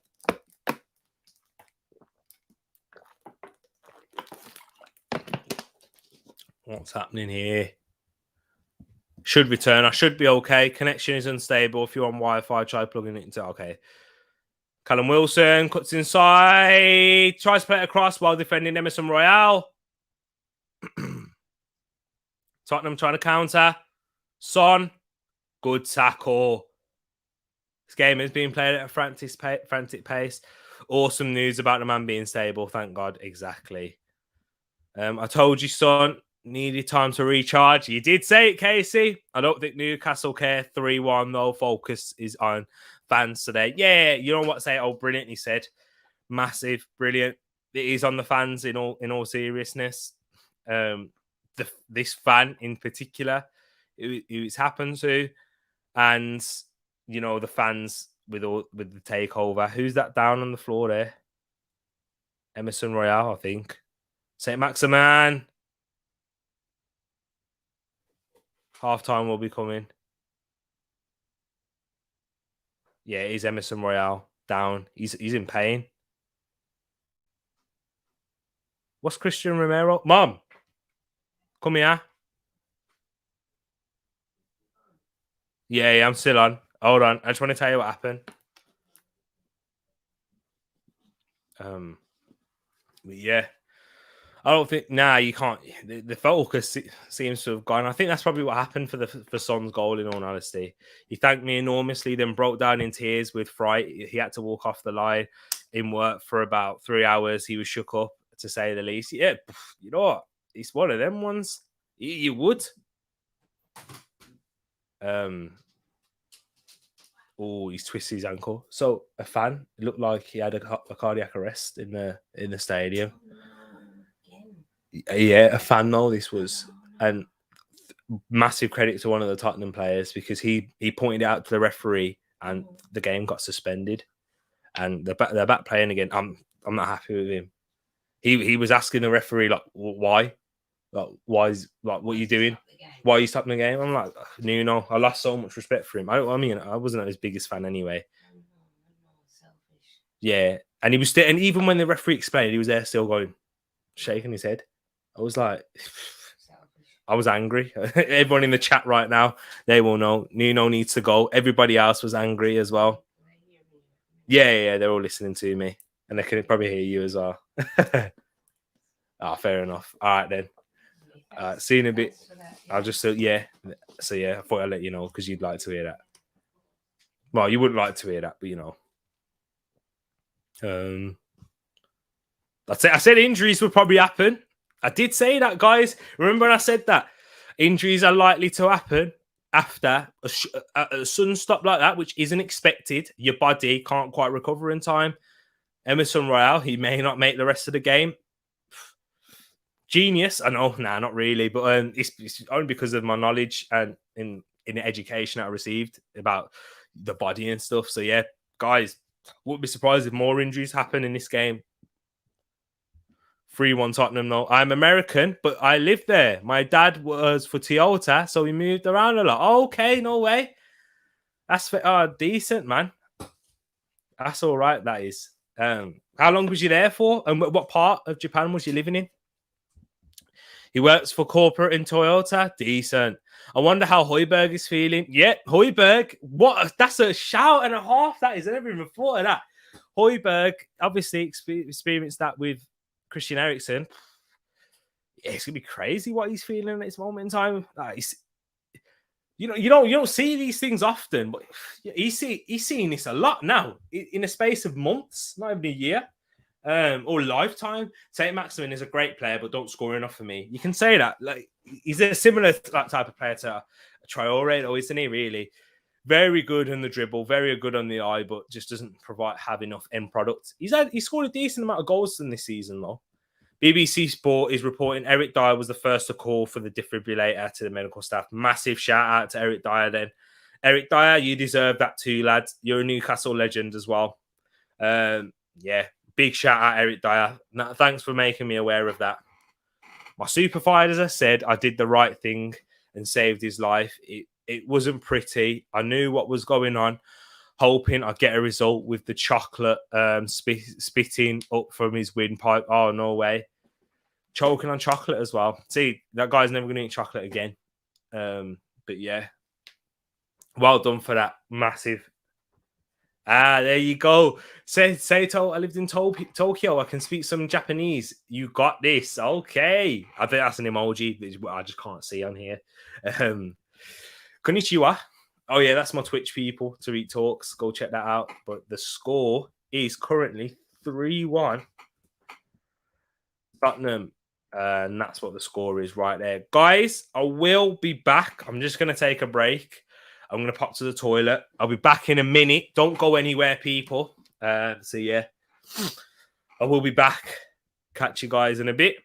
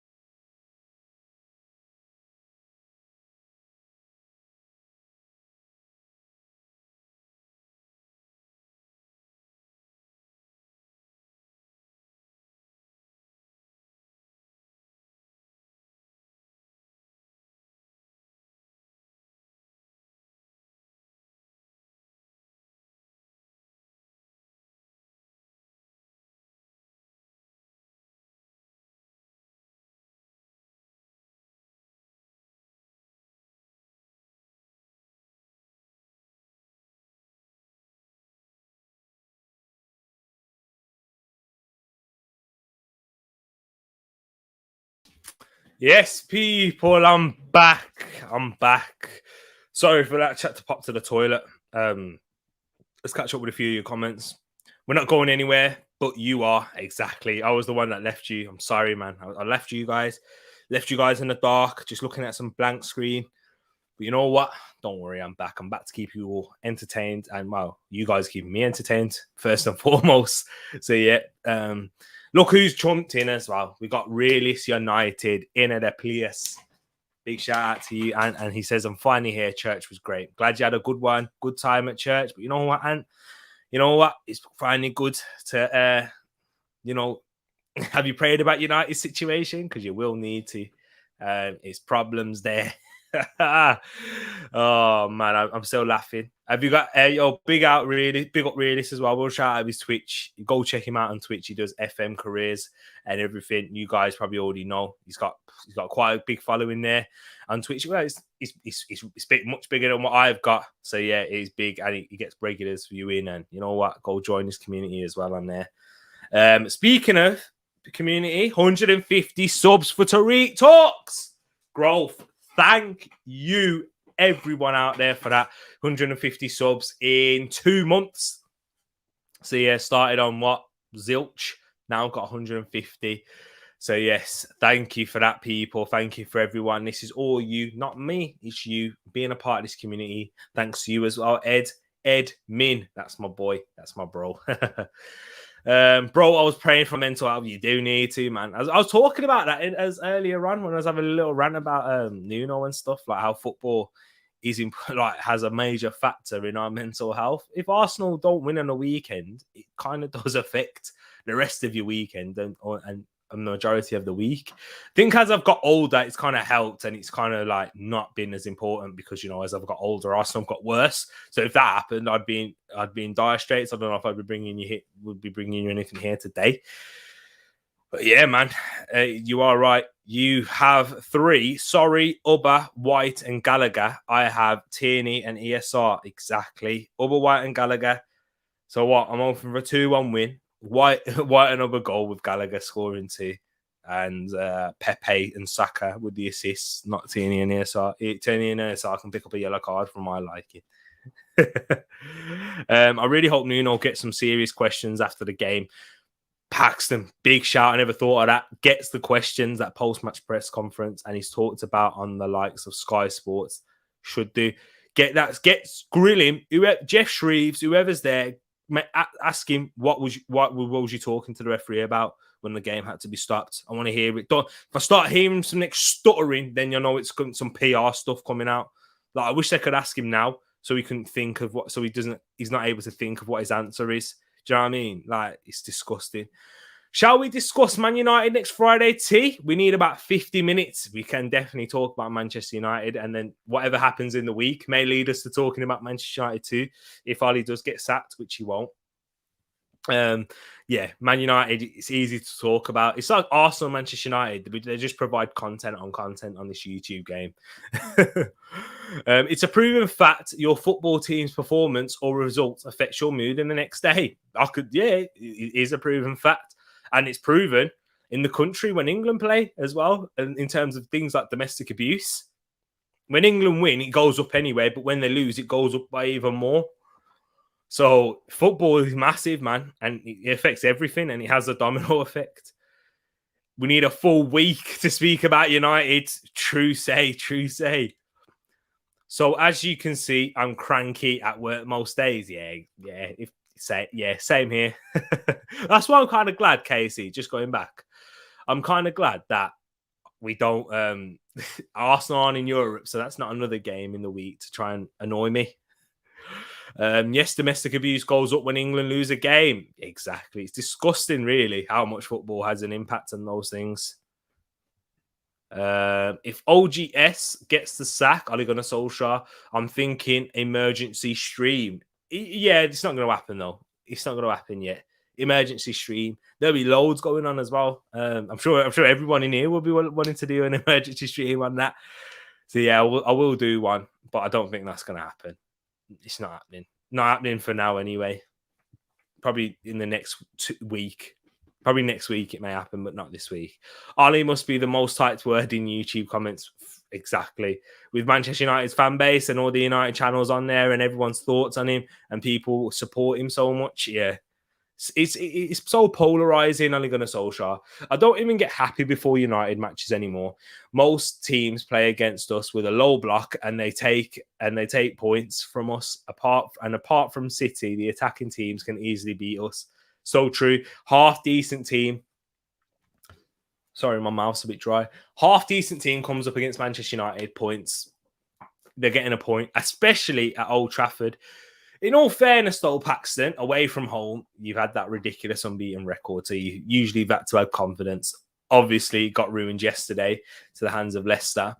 If Ollie gets sacked, I'm having a celebration stream. Yeah, I think that's what it will be for most of the channels on YouTube. It will be a celebration.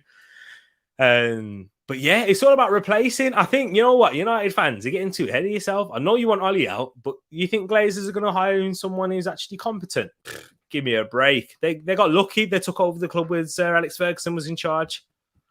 It's like firing line with your mates, having plenty of ammo when Man United lose. Yeah, it's because do you know why? As well, I'm going to send for you guys here a little bit. It's because you, man, come up with you're the loudest and you come up with the most talk. You come up with you try and banter, you try argue, you try chat to Liverpool fans. Oh, you've only won one Premier League in so long. Man City, you're this without you're oil rich. Chelsea, this Arsenal, you're in the mud.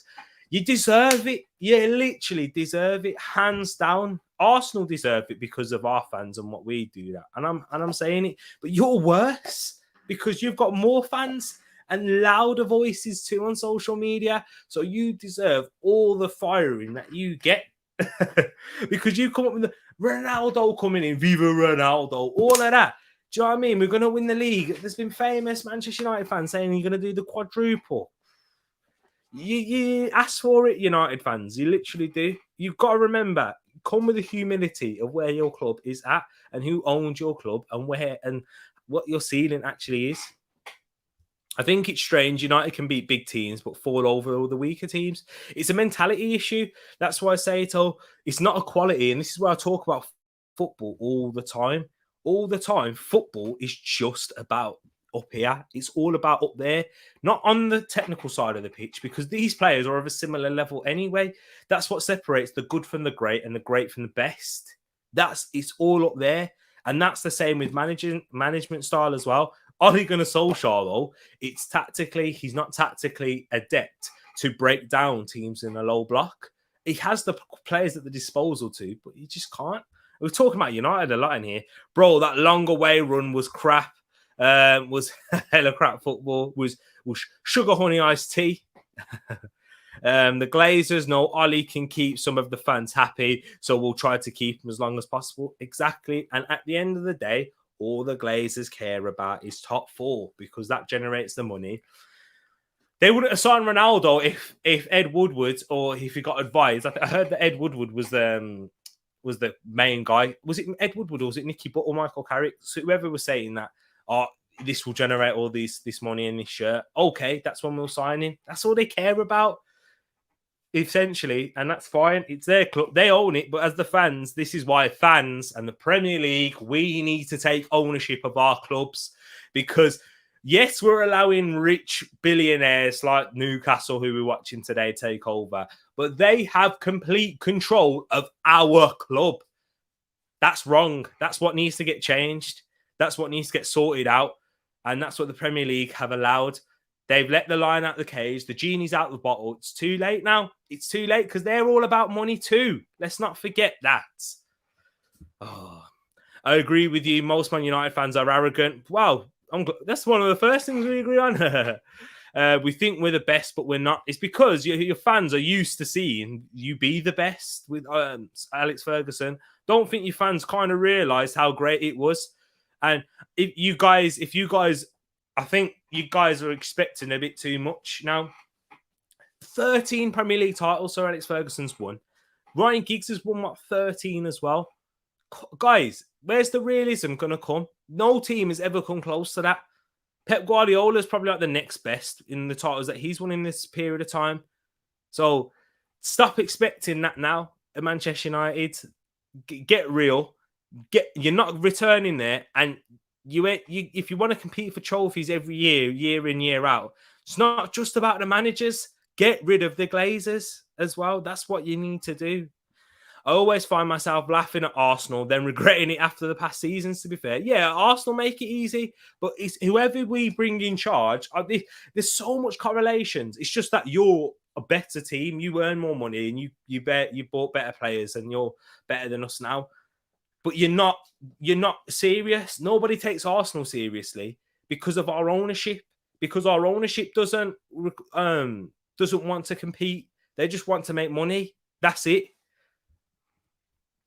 Bro, when we signed Ronaldo, because I know it won't help anything, and it shows the manager. So CR, so you will get in another manager, and let's say best case scenario, you get Antonio Conte or anyone that likes of that. You win a trophy this season. So when it comes to backing the manager now, do you think Antonio Conte would be happy with the summer that's just happened? No, because he wants a CDM. Because if there's a glaring error, he's like, oh, okay, you bought me this, you bought me that, but what's the point in doing half the job when we've got the other job need to be completed?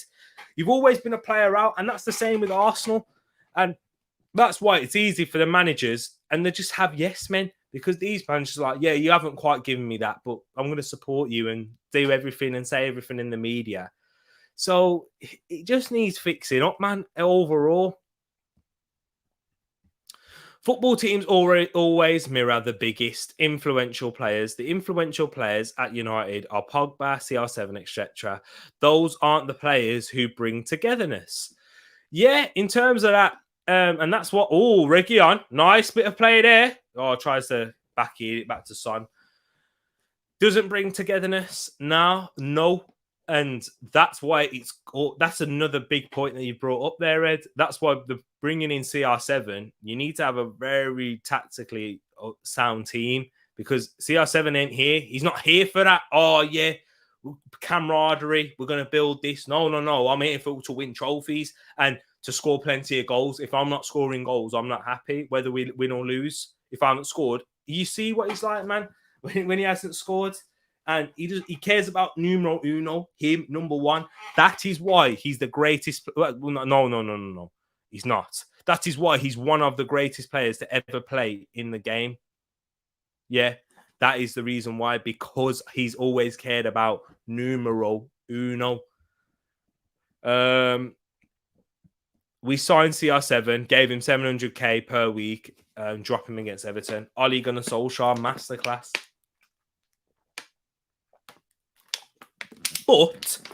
But in fairness to Ole Gunnar Solskjaer, hold on. I don't think my camera's quite straight there. Oh, definitely not straight now. There we go. In all fairness to Ole Gunnar Solskjaer, he needs a rest. He's 36. You have the squad and players to what's happening there? Carl Darlow completely missed the ball, I think. You have the squad to beat Everton still, especially with that Everton team that had all those injuries. Without CR7, you played better for 60 minutes without CR7 on the pitch. As soon as CR7 and Pogba came on, you were worse. So I think, back to Ed's comment there, I think he's right in a way. And you guys may disagree with him, and you think, nah. But I think he's got a massive point about togetherness. Man United finished second last season. Yeah, Pogba was there, but now that you're bringing in someone of the likes of CR7, who he doesn't bring togetherness, he's not about that. He don't care. He's there to win trophies and try and lift everyone else's level. But if he ain't scored, he's not happy. He doesn't care. If let's be honest now, would Ronaldo take a Premier League if he scored 5 goals? I don't think he would, but he would take finishing second, and he would take winning the FA Cup. And finishing second or competing for the league and getting 30, 40, I reckon he would, because you have to have that selfishness to be there. And then if it means that he wins a trophy with Portugal, what do you do? Do you know what I mean? Get that German stipulation in 51% fan-owned clubs. Exactly, Paxton. brilliant shout. And that's what I was kind of alluding to when I was talking about fan ownership. Hold on. Oh, what a run. Here we go. Heung-min Son, good tackle in the end by Kieran Clark. But what a run by Lucas Moura. But yeah, that German stipulation in the Bundesliga. Sorry, I was about to yawn then. Where the fans own the club, 51% of it. Big shout from Paxton. CR7 was not the right player for United this time. Exactly. He weren't. There's quite a few comments. Now, Middle East will own the league once they eat all the teams. It's going to happen now, and that's what the Premier League's fault.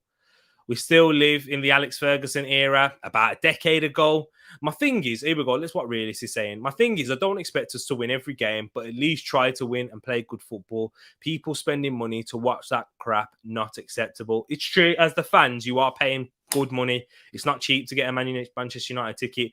And even if you're not going to the stadium, you're paying good money on the TV or your streams, whatever, or internet provider, etc., to watch that.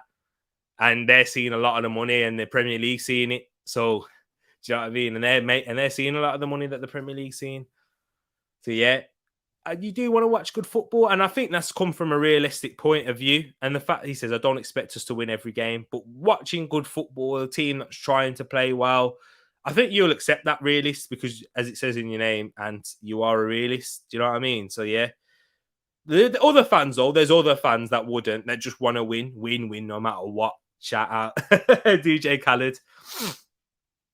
CR7 is worth signing up for 15 million up front with add-ons. He's already done some goal scoring damage. Yes, but was he the signing that you needed? No. Like you made it out of because it was out of necessity in terms of he was about to go to Manchester City and he would have left and he would have went to Manchester City, I believe. And United, you couldn't allow that. But you need a CDM. That's what you need. We only signed Ronaldo because City was in. There we go. Paxton said it already. We only signed because City was interested. Otherwise, we wouldn't have considered it. Man United need to revamp the midfield and we should be okay. Spot on. Pogba's comments after the Leicester game was the only good thing that he did in that game. Yeah, those comments were mad, Paxton. He said, because he said something needs to change. And he talked about mentality, mindset. But who instills that? That's the manager. So he's kind of being a bit disrespectful there. Bruno will be key. CR7 isn't here to work. He's here to score goals. He's not here to help. No, in all realness, in all fairness, he don't care about developing no Mason Greenwood. I love Mason Greenwood, generational talent, and I think that word gets bandied around a lot. But he's up there with the likes of Mbappe and Haaland for me. But he's not even anywhere. Ollie's not getting the best out of it, even though we're still seeing him be amazing. I still think there's another level to come from Mason Greenwood. So yeah, he's not here to care about work and that and like try and get a last paycheck. Man wants to win trophies. McFred is a trumpet blown too many times. Let's change the midfield tune. I like that one, Casey. It is true. CR7 needs to know he will be rotated. He's 36 and isn't working hard for the team, which is why you performed better against Everton. Ed, me and you watched this game at yours.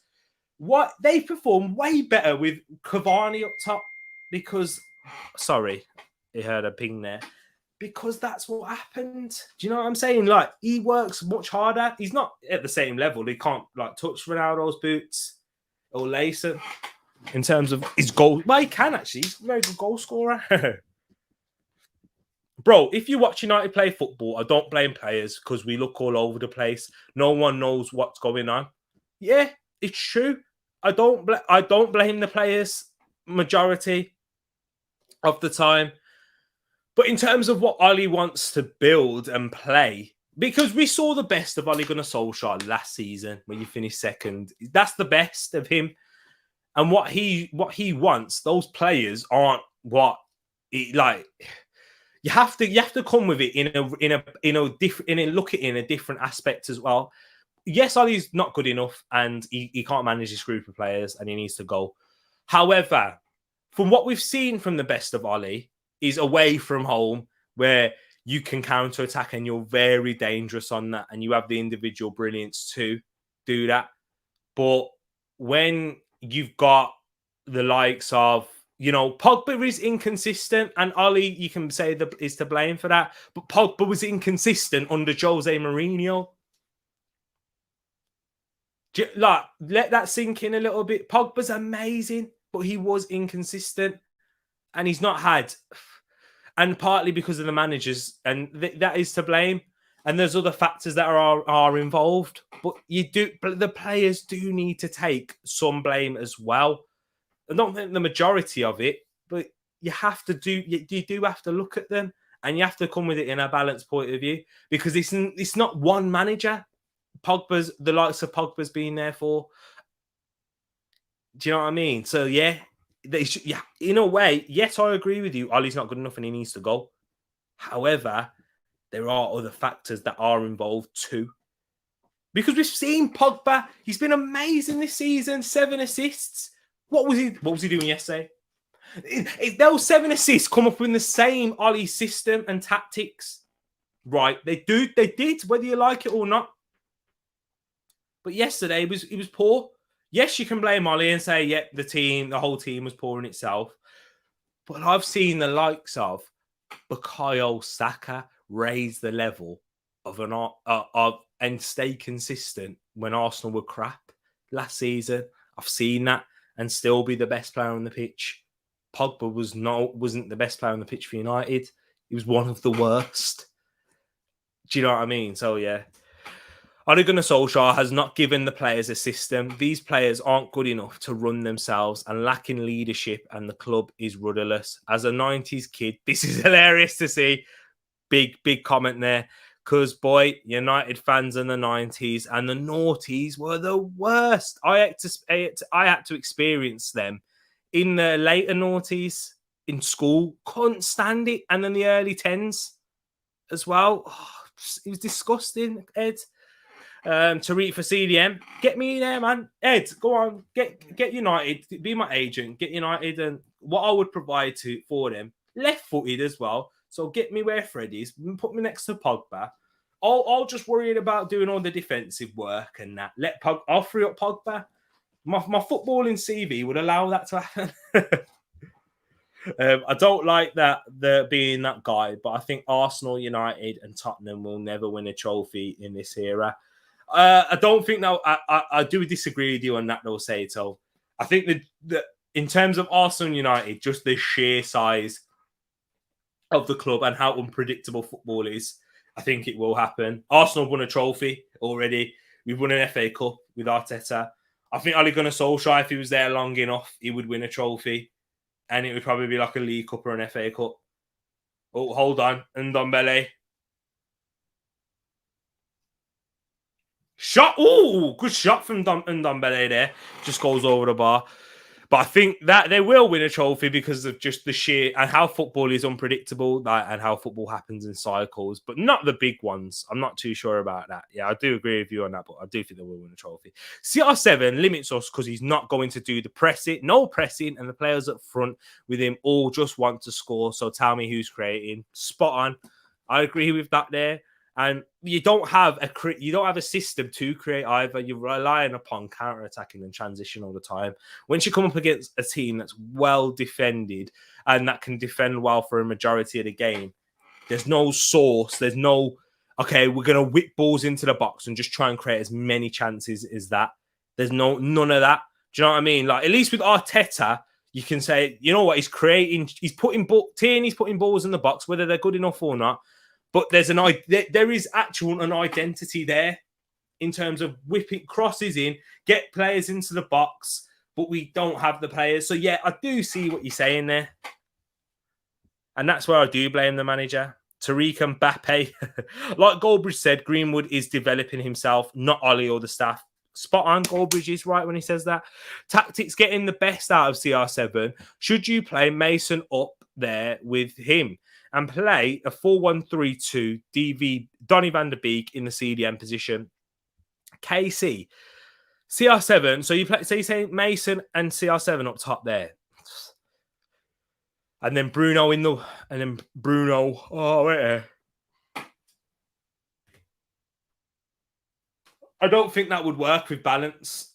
And especially you know what the main position is and the main issue with that? He's not working with Ole Gunnar Solskjaer because he's not going to be able to be like tactically sound enough or tactically knowledgeable or tactically adept to produce that and create balance.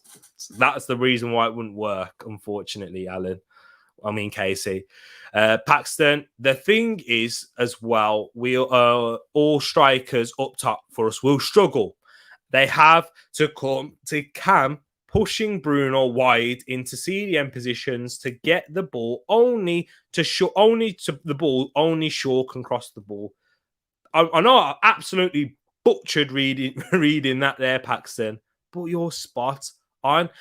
The only thing I disagree with is the Bruno wide. I think what happens is the striker drops deep and Bruno picks up that striker's position and makes runs in behind. Bruno ain't a Cam, you need to, he's a second striker that just has the will to go everywhere under Ali. He is a second striker.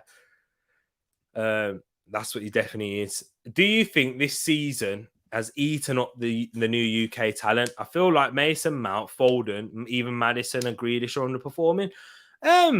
Okay, Foden, do you know what? Yeah, in a way, I think that's a good point you've brought up there, Sato. You can talk about how the Euros has affected the players' fitness coming into it. I think it was always going to happen with a lot of the players that were later on into that return later, from the Euros because of the lack of pre-season that they had, building up fitness and sharpness and building that team cohesion and working their way back into the side. As we've seen with Phil Foden, because he had a brilliant game against Liverpool, but he returned with an injury. Mason Mount returned later on. Maddison, you can't really say the same for him. Maddison's just underperformed because of injury as well. And Grealish has completely moved to a different side and he's trying to learn a brand new system where he's been at Villa all his life. So, yeah, I do think that you can say the season has, but the players will grow into it, in my opinion. I think they will. I think all of those players will start performing. We'll have a good patch in the next up and coming months, maybe in December time. For me, if the manager is not up to it, the players need to step up. And they have not. Oh, what's happened here?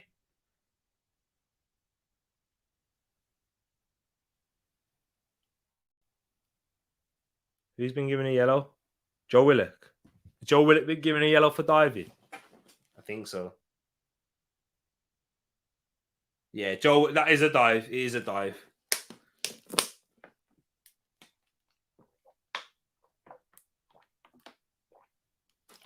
Yeah, good decision from the referee there. That was a dive. Greenwood out here teaching himself and saying, you know what, if Ali won't teach me, I would do my own thing. So that's why we call it freestyle football and Vibes FC. It is exactly that. It is exactly that, really. Only UK guy is still playing well is Saka, and that's saying a lot considering the Arsenal current system. I don't even think Saka's played that well, Saito. I think ESR has been better than Saka this season. Saka had a very good game against Spurs, but in the other games, I think he's been quite disappointing. So you could throw him into that. Maddison has been underwhelming for a good few months now for me this season and last. Yep, he picked up an injury towards the end of last season too. Ed thinks that Maddison's overrated, and I agree with him. I think I agree with him. And there's a lot of Arsenal fans that were saying they want Maddison over Ødegaard. You got to be laughing now, surely, right? Surely you've got to admit that you're wrong there, especially for the price difference that there was. We got 30 mil for Ødegaard and Leicester wanted 70 for Maddison. Yeah, get out. You're having a laugh. Have Spurs got fourth yet? I think they might be, Casey. No, they haven't got a fourth yet, but they might be in fourth or something like that. It's, by the way, 3-1 is the exact result that you called for as well. Hang on. Son. I thought I was probably a bit behind then because it looked like Son might have a chance to score. Apologies, people. It's weird though, right? New UK talent on the decline. I think the next World Cup might be rough. Ooh, I don't know, man. I think this is what happens after an international competition. The players from the following season, especially the ones that make it into the final, have a dip because physically they're not at the required level. So I don't think that it will be rough. Unless Southgate's at the wheel, because I think Ole Gunnar Solskjaer and Southgate are similar. And I don't think Southgate is the right manager to win the trophy, but I think he was the right manager for what we needed at that period of time. And the same goes for Ole. It's time to move on from him now, because you got even Man United fans. I'll say it again.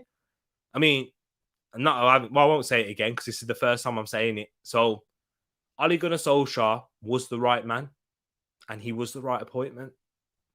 But keeping him was the wrong decision for this long. You can't argue with that. Where Ole Gunnar Solskjaer's taking you from to now, he's been perfect. And Arteta may be that manager for Arsenal, and I'll be the first to admit it when I feel like, yeah, he's taken us as far as he can do. Now it's time to move on, but I don't think the board will. I don't think it's on the decline for me, Sato. I agree, Ed. I don't think it is. Ollie's tactics are easy. Last season, give the ball to Fernandes. He will get you the goal or assist or a penalty. This season is give it to Ronaldo. Ronaldo barely touched the ball in the last game. He's been so inactive, and I think the Ollie system doesn't help. And I saw this even when Ronaldo signed for United. A lot of the United fans were going where the wind, and this is the problem with United and Arsenal fans. We go wherever the wind takes us, unfortunately. So a majority, not all. Tereak Mark Roca, the Bayern Munich Spanish CDM, left-footed as well. Thank you for the new sub. We got Ahmad Rakib Uddin. Is there any chance? Thank you for joining, Ahmad. Is there any chance Tottenham will finish in the top 4? I guess there is a chance. There's always a chance, especially with Manchester United, and they are winning this game 3-1. Will they? I don't know. Maybe if Nuno can get a tune out of them, maybe. And who's in here? We got Grace. Hello. My notification didn't come up earlier for this watch along. Kind of fuming. Otherwise, I'd have been in here earlier. I was wondering where you was, Grace. I was missing you. Everyone was missing you in here. Thank you for joining. Apologies for that YouTube being YouTube at the end of the day. A diamond in midfield for you, Bruno. For Man U, Bruno. CR7 Mason. Top of the tree. Yeah. Okay. Interesting. About that Shaw crossing thing, not fully true. He's been there for 6 years, and tell me how many assists he's got. Good shout. Let me do that for you. I think you brought up a good point here, actually, and let me check that. Luke Shaw transfer marked. That's where I find all these types of stats.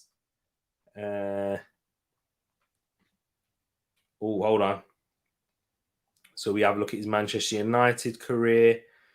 His Manchester United stats by club. Here we go. So for Manchester United, in 195 games, he has 18 assists. And he only has 22. He has 18 assists in 195 games. And probably most of them came last season. So he is your best crosser of the ball, but he's not the best. Like, he's probably still not great enough. But yeah, and a lot of crosses and a lot of his assists have come from set pieces as well. So that's quite an interesting point. I probably do agree with you a bit slightly on that one. There, realist. Oh, that was well played. Who brought that down then? Was that Romero? Still down, punched away. Heung-min Son. 1-2 with Dyer. Romero, man, just nutting the ground and stuff. What is Romero doing, man? Just get up, man. I know you're fine. I know he's fine. There's a good touch, though, by him in the end. Oh, get up, Romero. Oh, for goodness sakes. Not mentioned assists, really. So all I'm saying is Luke Shaw will cross the... Oh, okay. Yeah, that's true. He will cross the ball, unlike others. Yes, Grace. Right, there we go. He's shocking going forward. And Fred only passes sideways. Totally agree with you there, Paxton. And do you know what? About that, yeah. Yes, he hasn't got many assists, but he's the only one that will cross the ball to a striker. And AWB, Wan-Bissaka can't. For CDM, he's crap offensively. But he's not very good on the ball either. I don't think he's a very good passer on the ball, especially under pressure. United so bad. A Spurs Newcastle watch along has become a United exorcism. Oh no, man, it really has. I tried to play fullback, not as accomplished as Ashley Cole or Lee Dixon. Ollie has been great in the first 2 years, but hit a glass ceiling clearly. Yeah, Paxton, totally agree. I respect what you're trying to say. I respect what you're saying. Right, look, yesterday at Everton game, for example, Bissaka is not the best going forward, but when he crosses the ball, it's always a yard away. So the strikers need to try. Okay, but really, in terms of that, like, he doesn't cross the ball anywhere near enough, and I don't think he's good enough in those positions to get into those positions to cross. So, like, for example, Trent Alexander-Arnold and Kevin De Bruyne, they're said to be the best crossers in the league. Do you know why they are the best crossers? It's not because every time they put a cross in the box, it lands on a sixpence. It's because they know how to get into positions to cross the ball as often as they can do as well. And when they get it on a sixpence, it's very good and it's class. Trent Alexander-Arnold and Kevin De Bruyne are cross merchants, as people say. They do consistently cross the ball, and a lot of the time they're not great crosses, because that's just the percentage. But to be a good crosser, you have to get enough crosses into the box, if you know what I'm saying. Because it's like being a striker, yeah? It's like being the most clinical striker in the world, but you don't get enough chances to score the goals. It doesn't matter. But if you're someone like Ronaldo or Kane, and you create a lot of chances, you miss a lot, but because of the sheer volume of chances that you create, that means that you are likely to score, and they do score. Do you know what I mean? Do you get what I'm saying there? So I think that kind of plays into it as well. Luke Shaw crosses way more than Wan-Bissaka, has got more assists than Wan-Bissaka, and because of that, because Wan-Bissaka doesn't get enough crossing positions. Can you explain to me, when we play 4-3-3, when Ollie arrived, we win about 15 games straight, then revert back to a 4-2-3-1, get mediocre results, why not play 4-3-3 again? I've heard Man United fans talk about that a lot. I think Matic has a lot to do with that, the lack of mobility that Matic now has. That's what I'm saying. If you get a CDM, if you get a proper CDM, Casey, then you can do that. Someone with the mobility and defensive discipline and concentration and physical attributes to do that job. So, yeah, I don't think Matic can do that week in, week out anymore at his age. That's probably why you've gone to that more consistent formation. I'm a big fan of transfer marked. Luke Shaw had 2 goals and 5 assists last season. So had Aaron Wan-Bissaka. Yeah. This game is, I want, in terms of that stat though, I'm sure Wan-Bissaka's like, his goals, where did his goals come up against? And he scored in the 9-1 win against Southampton. And he probably had a couple of assists in that one as well. Stats can be misleading if you don't use them correctly. This game, I want the stat on how many Tottenham players have been on the floor. Tell me about it. Christian Romero, he was another one. Kane probably dropped himself. No, he didn't. He stayed on his feet. We did a diamond against Everton and got slapped 4-0. That's where the McFred thing started to come into play. And Ollie is scared, so scared to try things. Yeah, he is. And he's scared to risk. He's scared to make these risks. And it's going to pay eventually. Jacob Murphy and Ryan Fraser are coming on for Newcastle United. Yeah, to an extent, if we look at Rashford, doesn't cross or pass too much. Same with Greenwood and with Shaw and AWB. That's our only hope. But I would never trust AWB to deliver a good cross. Totally hear what you're saying there. You don't have that trust in him to do that. You're a pro Arsenal. Dennis Irwin is better than Dixon and Cole combined. Shaw last season, because Rashford was injured and still playing, was left wing back, and he was still getting further forward than Rashford when we were attacking most times. True, Rashford don't cross, that's why. He's definitely a strike. He's like, I don't think he's good enough to play as a striker, but he's an inside forward. He's like a Sadio Mane type player. But yeah, he's a goal scoring winger.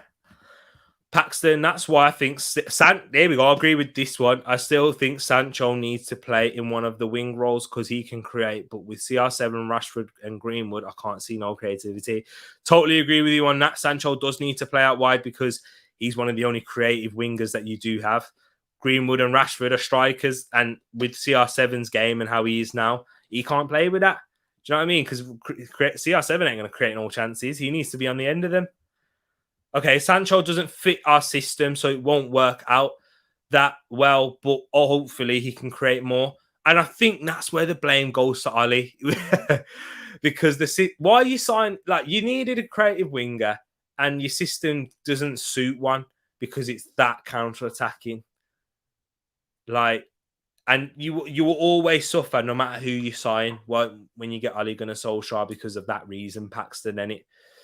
So that's why Sancho's not working. With a better manager, Sancho could be like a Bernardo Silva type, who's a very creative winger, and will still chip in with quite a few goals like a Bernardo Silva does. I think Phil Jones is being prepared for the CDM role. Heaven help us if that happens. And what is our system? It's true. Good question. You don't have one, which is unfortunate. Guys, we're in the 77th minute. We haven't spoken much about this game. It has been a United exorcism.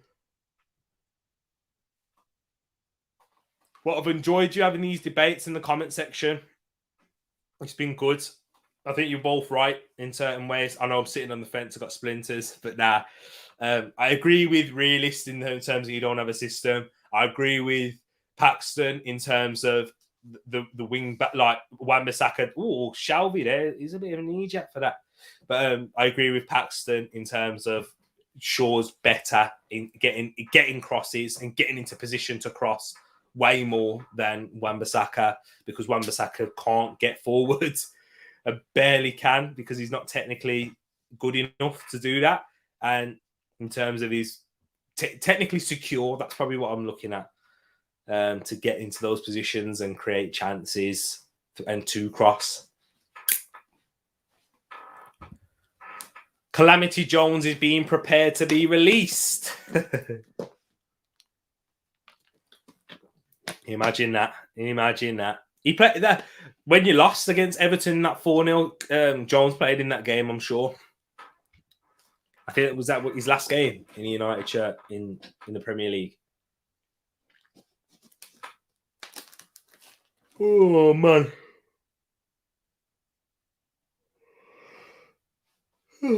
Apologies, people. I'm getting a bit tired now. Those late nights on Twitch, it's taking its toll.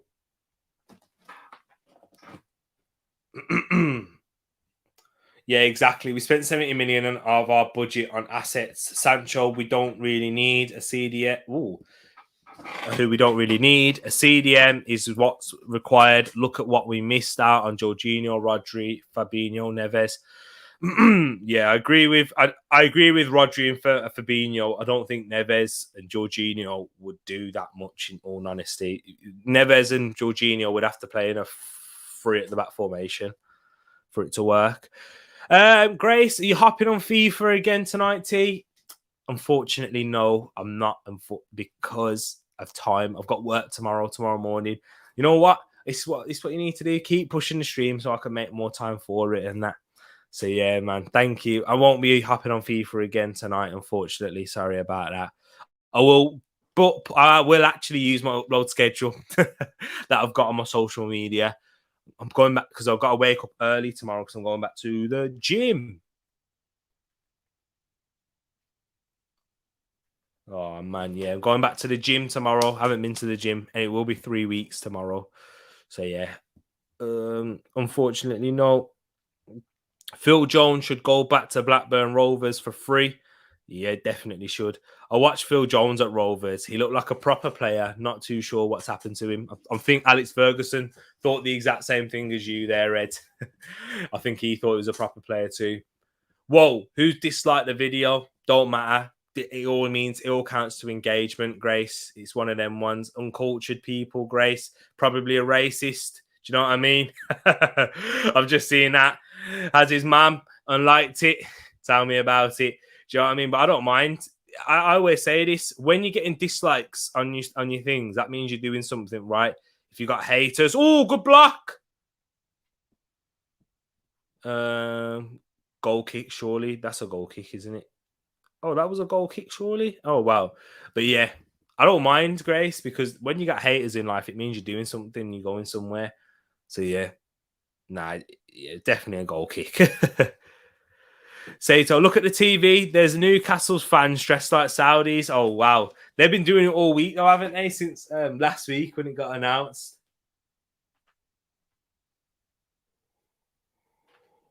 Oh, apologies, people. It's taking its toll on me now.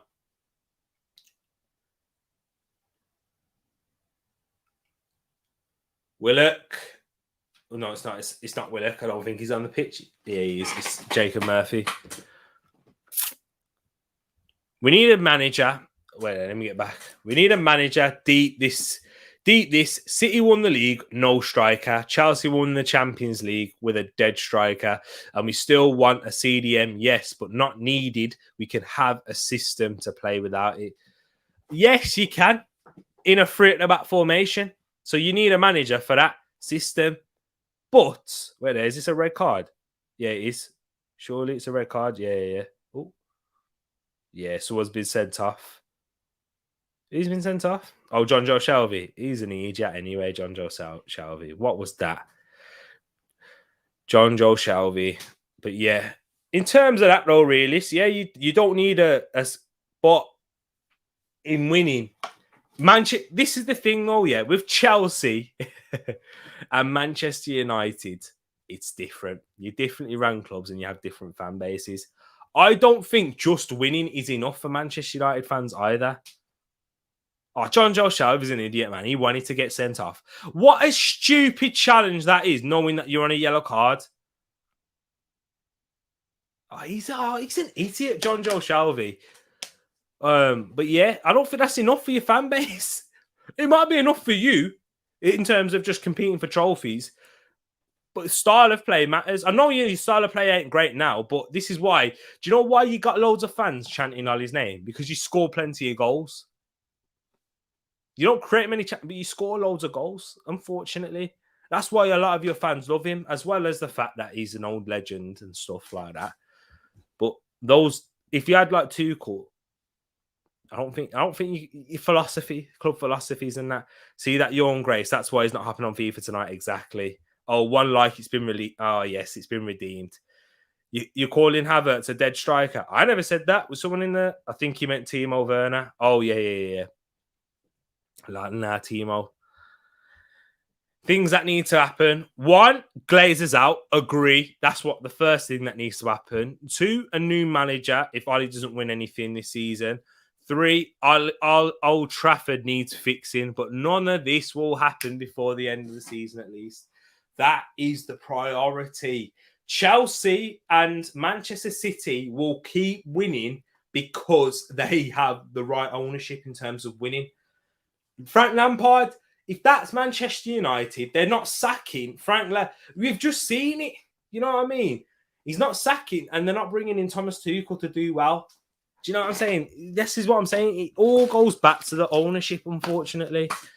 Don't get me started on Werner, Ed. I mean, he's good for keeping the ball, but not for shooting. An Irishman, Englishman, and a Frenchman are enjoying a few drinks in a London bar. The Englishman exclaims, I remember at the Queen's coronation, we fired all the guns outside the Buckingham Palace. But hey, we have Lukaku now. United fans spoilt with recent history. This is what teams in transition have to go through. The Glazers out thing is hard. We can't really get them out unless we just stop spending. Because all they want is the money, dirty Glazers. Exactly that. That's the only way that they're going to go out. But it's not going to happen because people are addicted and obsessed with their football clubs for obvious reasons. Do you know what I mean? So It's not going to happen. It ain't happening at all for now. And I see your realistic point of view in saying that what can happen is Ollie getting replaced and getting good football for the short term. But always, eventually, in the long term, it's not going to happen. If it works with one manager, so as I said, if you get Conte and you get Conte this season, you win a trophy this season or next. When it's time to have a transition of squad, he ain't going to get the right backing, and he'll leave, and he'll all be back to square one and trying to find the right man again. So it's what I'm saying. Like long term, it ain't going to work. Short term, he probably could. T shot at me earlier. He said the northeast is black and white. Ed, it's defo red and white. Then it's Sunderland then as well. The Frenchman says, "Nah, that's nothing." At the Charles de Gaulle funeral, we fired all the guns down the Champs Elysees. The Champs Elysees. I don't know what that word means. All is quiet. Oh, sorry. What happens at home in the Emerald Isle? He says nothing until he says, "Is this a chant?" I don't know. Borough with a big win last night. Who did they play? My granddad and my dog is better than Werner at shooting. Put him in midfield. Put him on the wing. Exactly that. I know, absolutely mad. Can Alex Telles play left midfield and whip some crosses in? I think Alex Telles is a better crosser of the ball than Luke Shaw, but I don't think he's a good anywhere near as good defender as Luke Shaw. That's why Ali doesn't rate him and won't play him. Son has scored, Casey. I'm sorry to say that he has scored. He scored the third goal. The Irishman says, "I remember." Is this a what's happening? Is this a chant? I don't know. I'm confused.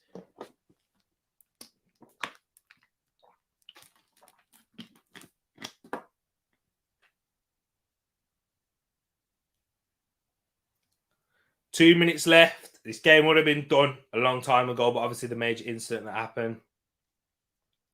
What time is it actually? Oh, man, it's like 20 to 27. 2 hours and 20 minutes. Oh, the stream's been... Oh, man. Sorry, guys. I'm getting tired. Get myself. Cancelo better midfield than defender. Is what he plays in the Ollie system. I mean, Ollie. Got Ollie on the brain. What he plays in the Pep Guardiola system, he works really well. And he took time to develop. In his first season, he massively struggled, João Cancelo, in performances. He recently spoke out in an interview. He said I had no... Oh, own goal! Eric Dyer, own goal! Hey, Casey, you said to me earlier, how are Newcastle getting 3? How are Newcastle getting 2 goals? They've grabbed one there. It's 3-2. Own goal from Eric Dyer. 10 men Newcastle. Oh, that's all. Eric Dyer is a hero for other reasons today. But he's headed the ball off of his knee and it's gone in. I can't explain that. I've never seen an own goal like it. So the ball goes in. It's a set piece from Jacob Murphy. He whips it in. No danger at all. Eric Dyer heads the ball, stoops down, heads it down onto his knee, and it goes into the far corner.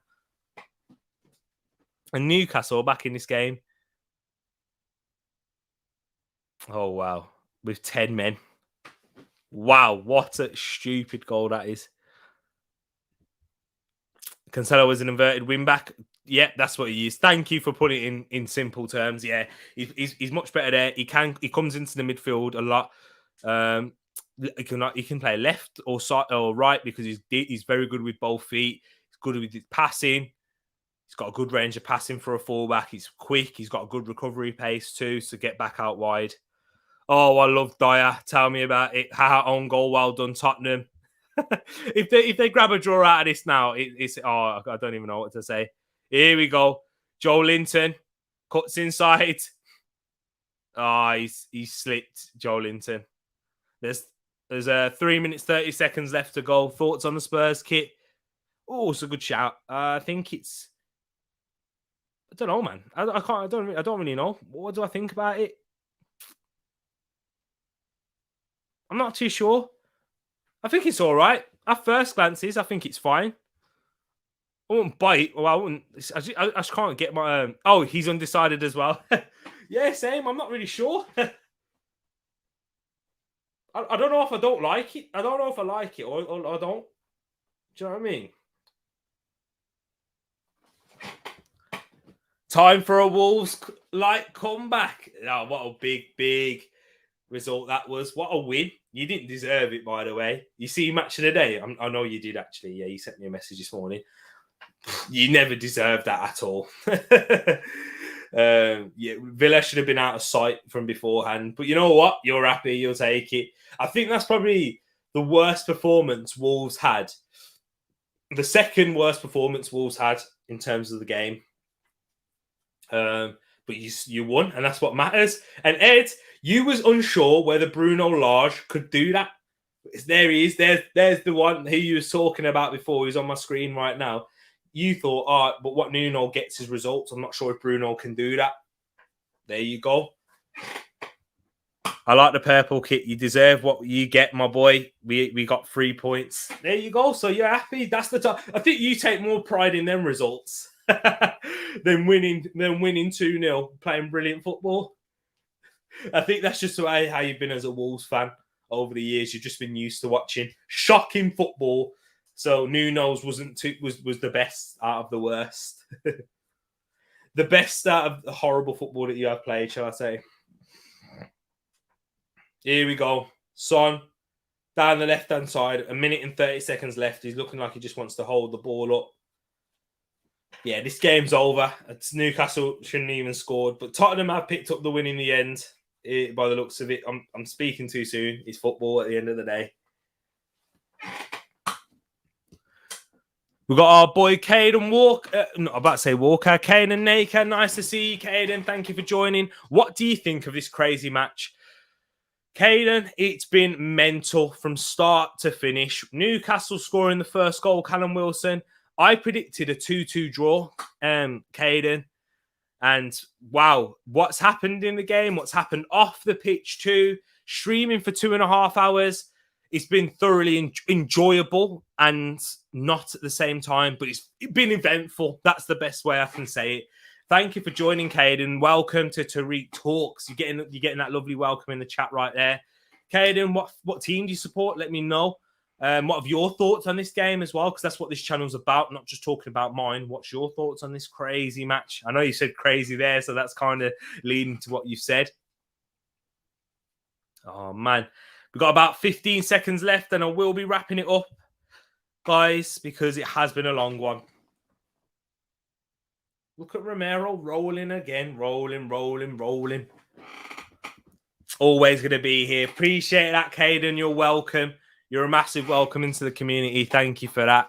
And he's a Liverpool fan. You must be happy with the win.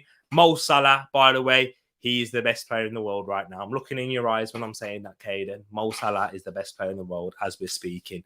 Firmino with a hat-trick as well. Very proud of him. I mean, not proud of him. It's not like he's my son or anything. Happy for him. Spurs looking to counter-attack. Maybe grab another, but that might just be that. Blow your whistle, ref, please. The game's over. Please just blow your whistle. There we go. Game, set, and match. We've had goals, red cards, offside. I mean, incidents in the game, VAR. Cracking. Oh, the goal. Joke, man. Absolute joke. Tereak is virtually eventful.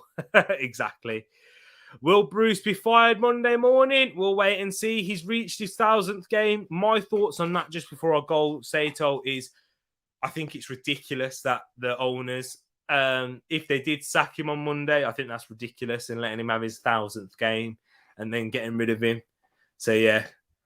Do you think Romero will be a permanent Spurs player? Because he's on loan right now, I think. Yeah, I think the way the structure has been made, it will be like that. It will get set. Great stream, T. Thank you very much. Thanks for this amazing experience, Caden. No, thank you. Thank you very much for joining me, Caden. I appreciate those kind words as well. If you do enjoy it, stick around. I will be bringing you more stuff. Go follow me on my social media if you do have a social media platform too. So, yes. Sato, massive appreciation for you coming. Great stream, subbed. See you again. I will see you again there, Sato. Appreciate that. Thank you so much for coming, everyone. Bye, T. Welcome to the Tereak Talks fam, Caden. Have a good week, G. Have a great week, everyone else. You're streaming tomorrow's game, Arsenal versus Crystal Palace.